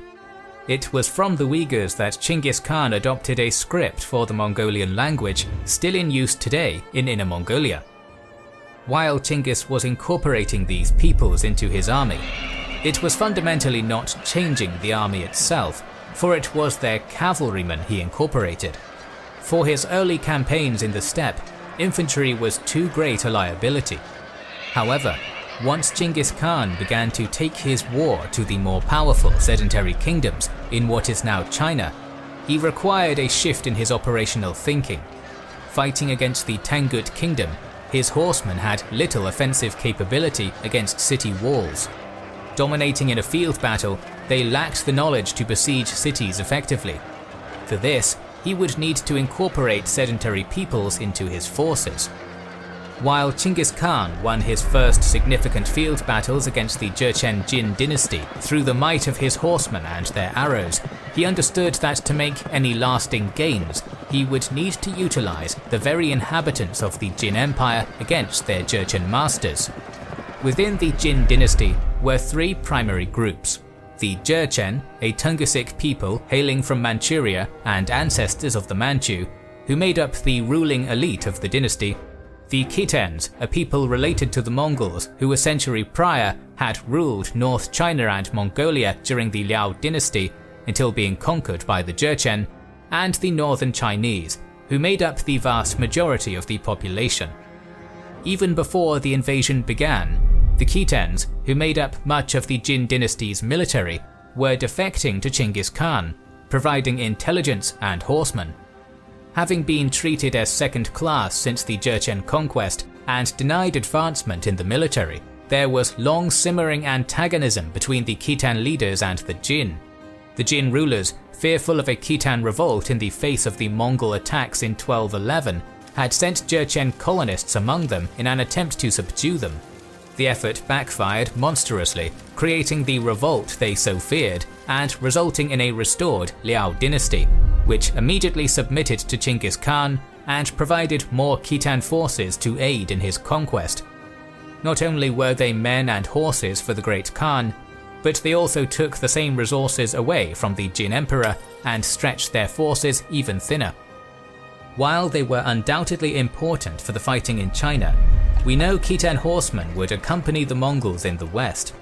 In late 1218 or early 1219, when Jochi and Subutai were returning through Kazakhstan from hunting down Merkit refugees near the Caspian Sea, they were attacked by the Khwarezm Shah Muhammad II.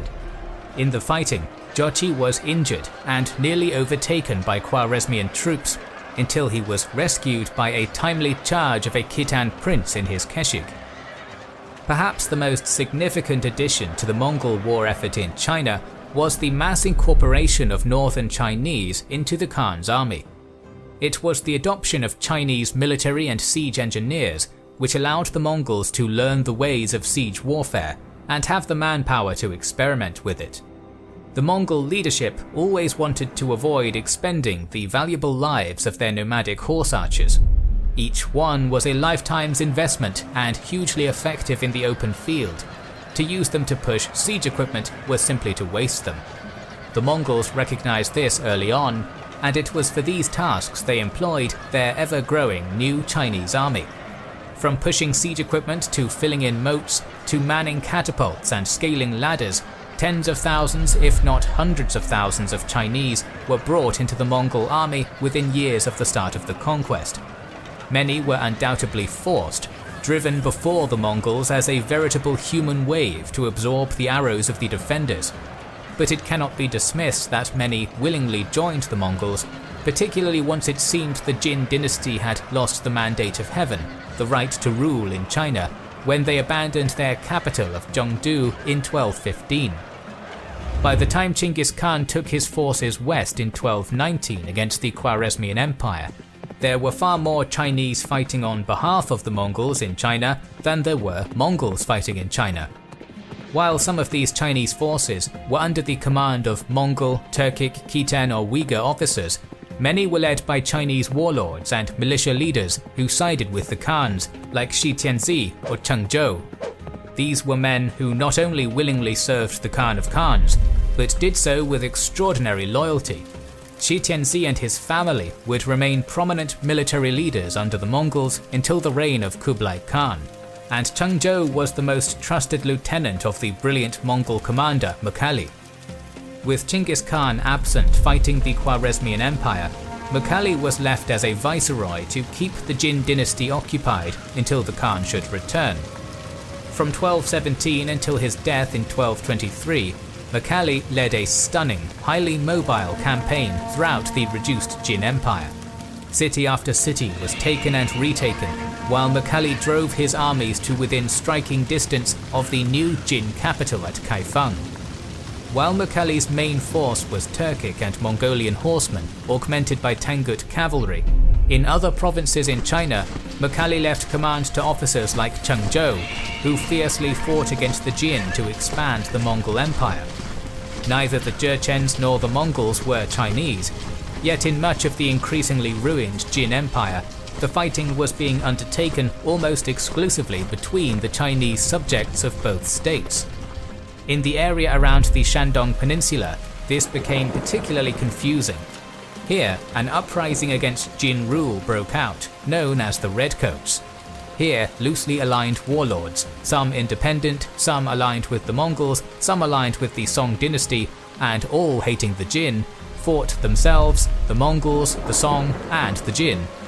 Some, like Li Chuan, joined the Mongols and on their behalf fought the Jin and the Song for decades, earning high status and rewards from the Mongol government. Li Chuan's son, Li Tan, lasted as a prominent regional warlord until he revolted against Kublai Khan in 1262, likely on account of Song bribes and their empty promises. Only in reaction to this did the Mongols crack down on the power of Chinese warlords in their service. Despite the restriction of their independence, the Chinese in Mongol service only increased in importance as their war advanced into the more humid, less horse-friendly climate of southern China. Against the Song dynasty, a vast army and riverine navy of Chinese was assembled, serving alongside a corps of Mongol horsemen and often under the command of Mongols and Central Asian Persians and Turks. By the end of the war against the Song dynasty, during the pursuit of the fleeing boy emperors to the island of Yaishan, the combined Mongol-Chinese army was under the supreme command of a northern Chinese, Zhang Hongfan, assisted by a Uyghur, Arik Kaya, and a Central Asian Muslim, Omar. The Mongol conquest of China could not have been completed without the manpower of the Chinese or their military skill for taking cities.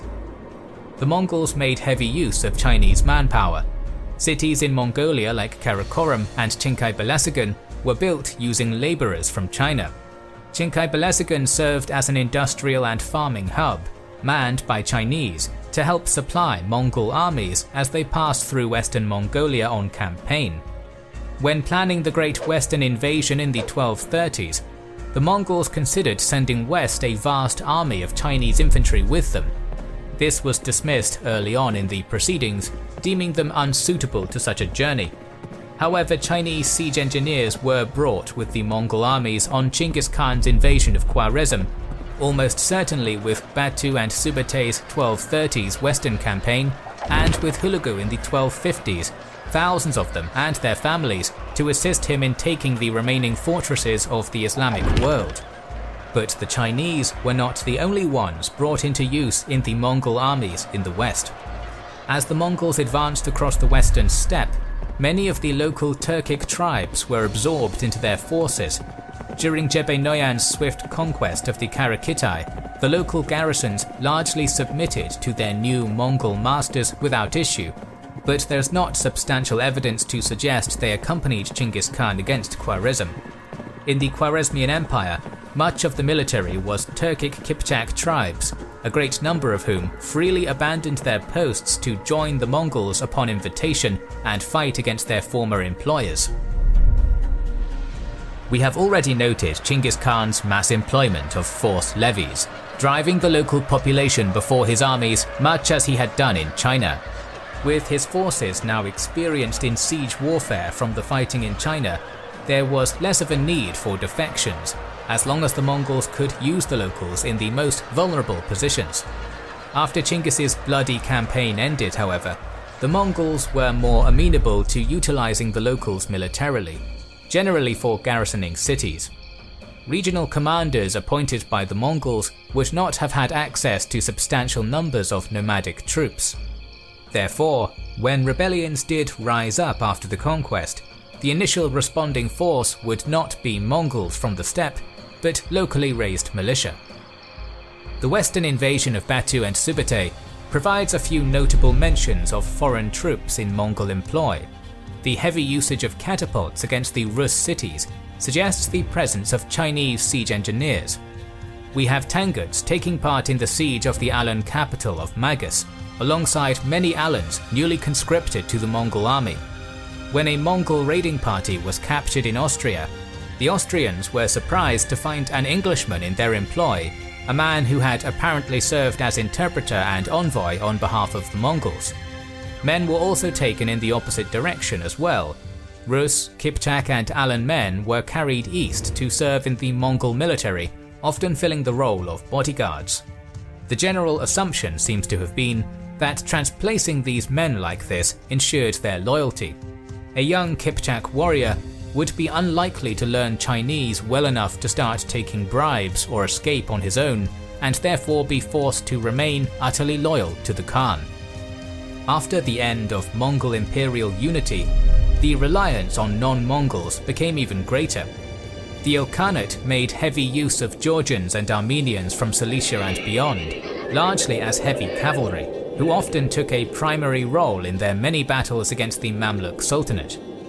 While some have suggested this was due to the superiority of the Caucasian heavy horse, it may just be again the Mongol inclination to place their foreign, expendable troops into the most vulnerable positions and thus save their own men. Kublai Khan's foreign ventures towards the end of his life demonstrate the reliance on non-Mongols for roles his horsemen could not fill, leaving many of the Mongols to guard major sites, particularly on his border with the Central Asian Khanates. Kublai's famous and often disastrous overseas attacks were usually made up of Chinese troops, augmented by the people inhabiting the part of his empire in the closest direction to that which he wanted to strike. For the invasion of Japan, Koreans built and manned much of the ships that made up the navy, especially in the first invasion, while northern Chinese, Jurchens and Khitans, as well as Mongols, made up the varied assaulting forces. For the invasions of Daiviet, Champa and Pagan, Mongols fought alongside former Song troops. as well as men raised from Yunnan and the small kingdoms on the late Song dynasty's southwestern border. The navies supporting the Vietnamese invasions and attacks on Java were ships raised from southern China, manned by Chinese crews. For the attack on Java, the command was just as varied. The army was led by a former Song commander, Gao Xing, the navy commanded by a Uyghur, Yikmis, and the total force was under the overall command of a Mongol named Shi Bi. The Mongol army was never a homogeneous body. Aside from these most obvious mentions we have made, there were thousands upon thousands of men from across Eurasia who served the Mongols in less exciting roles. Local scouts to show them routes, smiths and artisans from Central Asia carried with the force to help produce and maintain weapons and supplies needed for the daily function of the army, physicians from China who must have set broken bones and mended wounds from Korea to Afghanistan. While the Mongols themselves provided the necessary edge in direct warfare, it was the vast support system and ability to draw on the knowledge and traditions of peoples across Eurasia which allowed the Mongols to expand beyond the Eurasian steppe. The rapid expansion of the Mongol Empire in the 13th century cannot be attributed to a single new military invention providing technological supremacy over their enemies. Still, the Mongols were adept in employing the tools of their foes. As historian Timothy May wrote, the Mongols rarely met a weapon they did not like. But what was the role of the Mongols in the transmission of gunpowder and gunpowder weapons over the 13th and 14th centuries? For some historians, like J.J. Saunders or Kate Raphael, the idea of the Mongols as both users of gunpowder and transmitters of its knowledge to the West is a total negative or extremely unlikely. But the great British sinologist Joseph Needham demonstrated thoroughly that the Mongols used a variety of gunpowder weapons during their wars in China, while more recent historians such as Iqtidar Alam Khan, Thomas T. Ulson, and Stephen G. Hoare have argued that the Mongols carried a number of gunpowder weapons such as bombs, fire lances and rockets west in their conquests over the rest of Eurasia. The first recipe for gunpowder appears during the Tang dynasty in the 8th century CE in a Taoist work urging alchemists not to mix saltpeter, potassium nitrate, sulfur and carbon-rich materials like coal, and to especially not add arsenic to the mixture, as the result would light a flame. The Chinese quickly found the energy produced by these materials quite mesmerizing when used in fireworks display and in civil engineering projects and mining. Contrary to some popular sentiments that the Chinese only used it for peaceful purposes, it did not take long for it to be turned to warfare. By 1044, possibly in reaction to military defeats against the Tangut Xixia, the Song dynasty was presented a collection of 9 kinds of gunpowder weapons and 3 distinct gunpowder recipes in the Wujing Zongyao. This technology advanced under the Song dynasty, which faced a collection of ever more fearsome foes on its northern borders. These weapons took a number of forms: bombs thrown from catapults, huopao, enclosed in pottery or fragmenting metal shells; arrows, huojian, with incendiary packages strapped to them, launched from bows or massive mounted crossbows, developing into early rockets over the 12th century.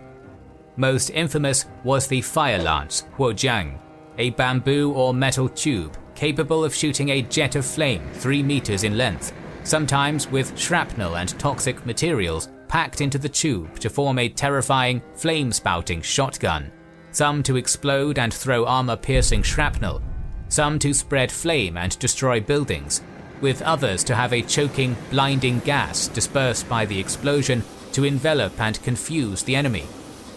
The Song dynasty government was so terrified of their foes acquiring them that it prohibited the sale of any of the materials composing gunpowder to the Khitan Liao dynasty or Tangut Xixia in the 11th century. Both lacked access to natural reserves of saltpeter-producing lands. But with the Jurchen conquest of the Liao and northern Song in the early 12th century, the newly formed Jin dynasty seized not only stores of these weapons, but the knowledge and resources to produce their own. The first textual references to fire lances, rockets, and new kinds of bombs appear as Song forces desperately resisted Jin invasions. When Chinggis Khan invaded the Jin dynasty in 1211, whole companies of Chinese siege engineers entered into his service, bringing with them knowledge to construct Chinese siege engines. One such Chinese siege specialist, who willingly deserted, Guo Baoyu, accompanied Chinggis Khan west on his campaign against the Khwarezmian Empire. According to his biography in the Yuan Shi, when the Mongols attempted to force a crossing of the Amu Darya, a number of Khwarezmian ships blocked their path. Guo Baoyu ordered a volley of Huojian to be launched against the fleet. The ships were all set aflame, allowing the Mongols passage. While Huojian originally and literally meant fire arrows, according to Joseph Needham, Ji Xingpan, and Thomas Alsen, over the 12th century, the term came to signify rockets, when powdered gunpowder mixtures with higher percentages of saltpeter, charcoal, and less sulfur made for effective rocket propellants. While Chinggis Khan certainly brought Chinese siege engineers westwards with him, gunpowder was not a key component of his tactics. Likely, Chinggis lacked the resources to manufacture gunpowder and gunpowder weapons, and if he was making use of them, it was in limited quantities and quickly depleted. After Chinggis Khan's death in 1227, his son and successor, Ogadai, completed the war with the Jin dynasty, in the process acquiring greater experience with gunpowder weapons, as well as the natural and manpower resources to produce them.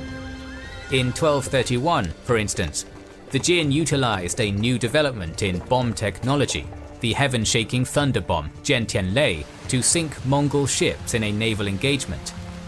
These were bombs with high nitrate content encased in a cast iron shell.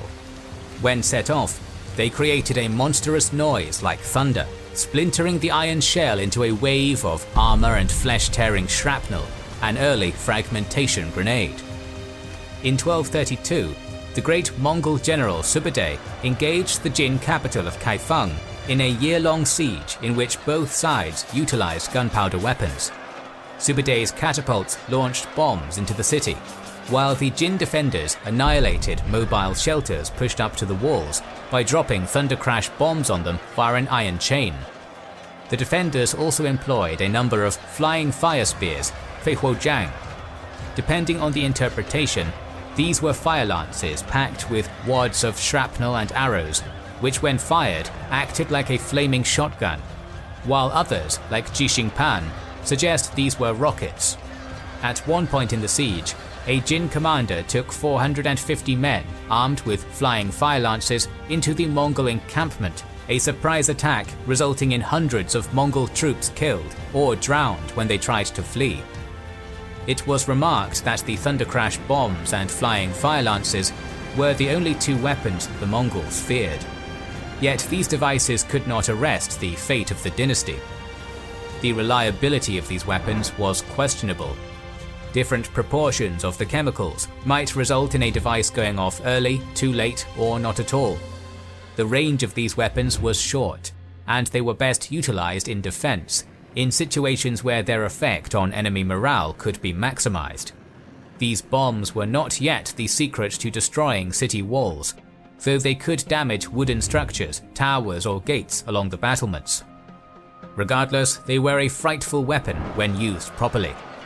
Thus it seems unusual that Sube'etei, the commander of the final campaigns against the Jin, who faced these gunpowder weapons, made little use of them in the Great Western Campaign begun a few years later.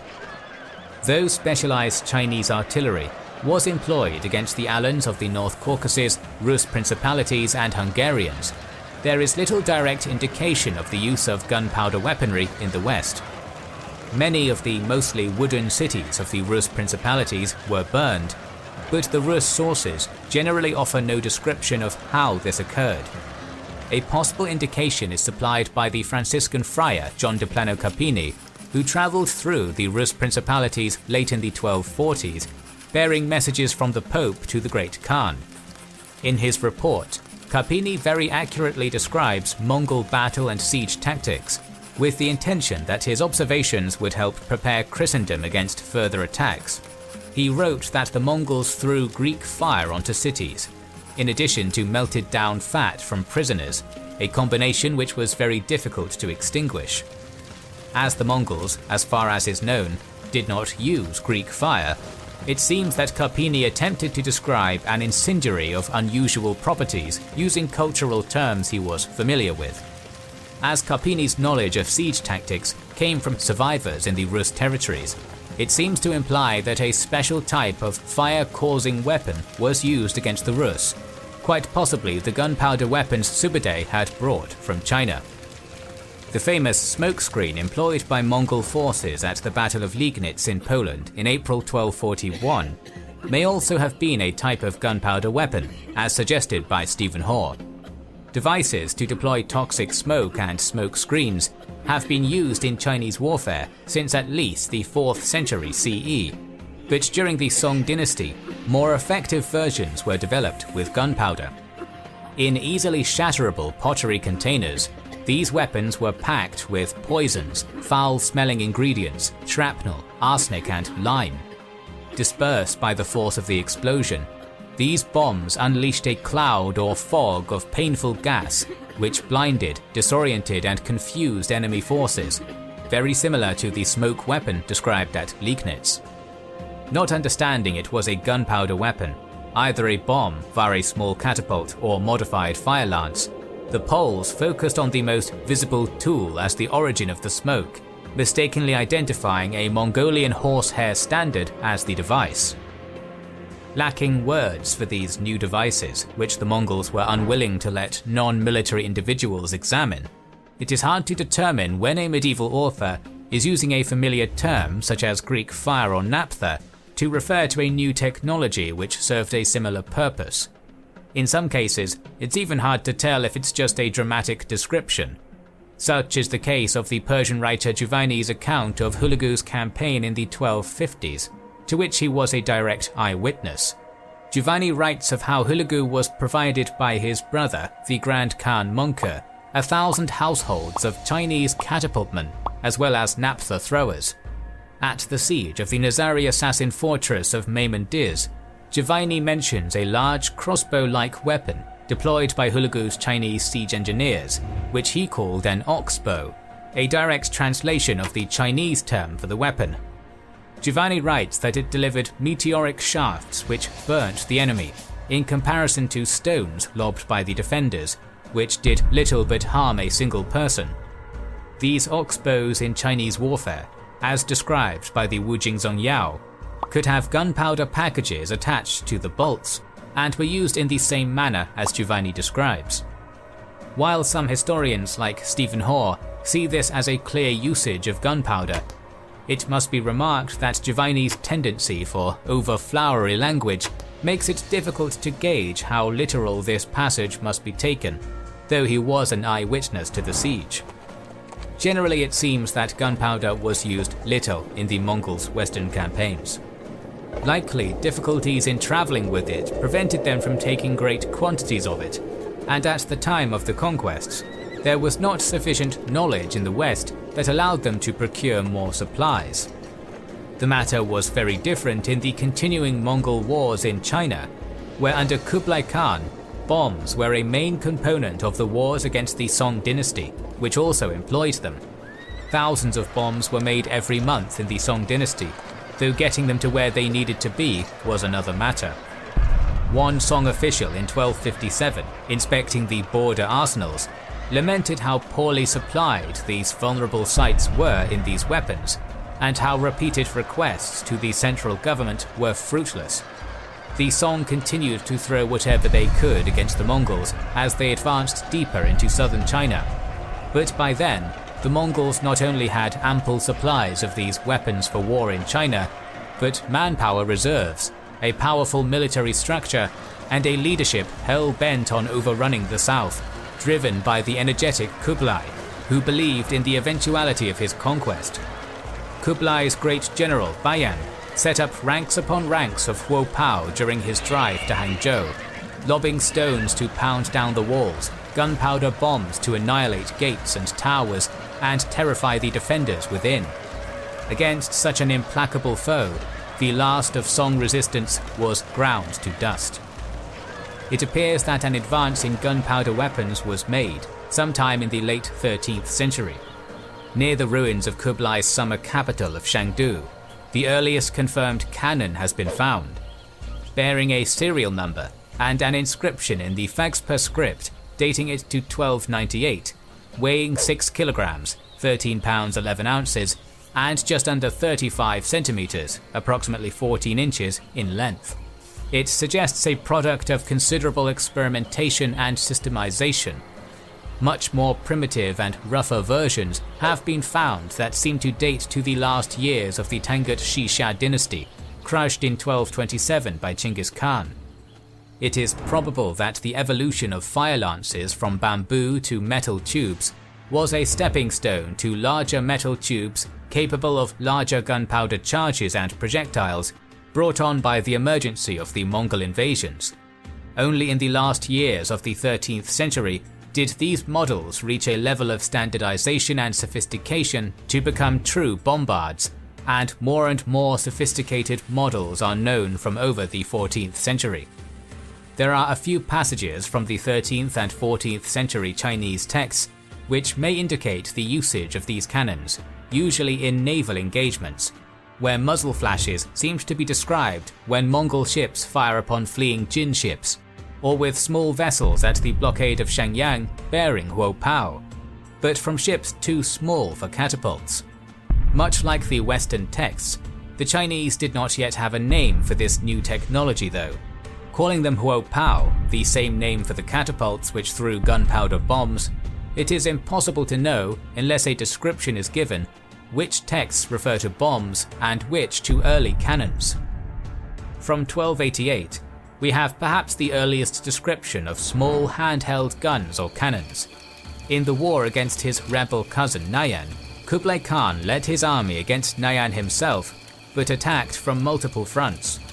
One such operation was led by a Jurchen commander in Kublai's service, Li Ting.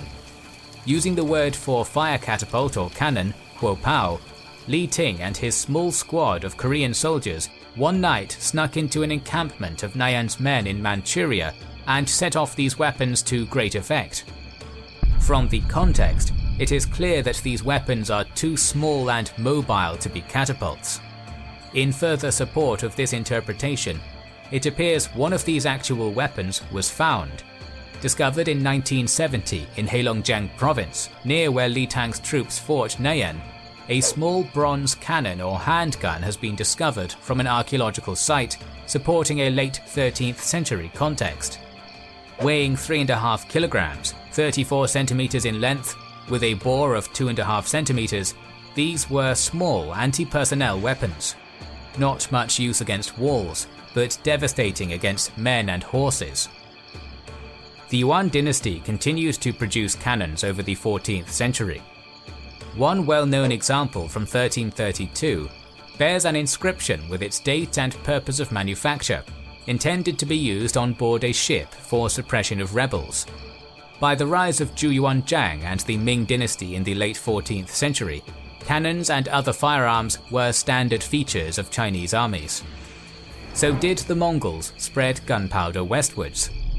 Recipes for gunpowder, and even the first gunpowder weapons, appear in Europe, the Islamic world and India late in the 13th century and early 14th centuries after the Mongol expansions. However, the diffusion is difficult to track due to the already mentioned ambiguities in terminology. It's likely that the Mongol armies did not travel with great quantities of powder and were reluctant to share its knowledge. It is notable though, that when perhaps the earliest recipe for gunpowder is recorded in Arabic in 1280 by Hassan al-Ramah, he records the ingredients as being Chinese in origin, with saltpeter for instance called Chinese snow, or rockets as Chinese arrows. A common word for gunpowder in Arabic and Persian meant drug, a literal translation of the Chinese huoyao, fire drug, which implies that knowledge was transmitted directly from Chinese engineers in Mongol service. By the start of the 14th century, fireworks appear as objects of regular entertainment in the Ilkhanate. Many diplomats, travelers, priests and merchants made the trek from Europe across the Mongol Empire and back, and many brought gifts from the Khans with them. or observed closely the Mongol army in an attempt to learn its secrets. The Franciscan friar, William of Rubruck, spent time with a European goldsmith in Mongol service, William Bukia, the man who made the famous Silver Tree of Karakoram. Bukia appears to have worked often in conjunction with Chinese artisans in his work for the Mongols. Though Rubruck does not describe gunpowder, he did meet, while back in Paris, the first European who did, Roger Bacon, who later describes with amazement his experience viewing Chinese firecrackers going off in Europe. Even if the Mongol army itself did not directly or intentionally transfer gunpowder, or use it in quantities to replace their own bows and arrows, they opened the pathways that allowed its knowledge to move across the Eurasian continent. Over the early decades of the 14th century, fearsome handguns and bombards became regular features of battlefields across the continent, the secret to gunpowder no longer restricted to Chinese dynasties.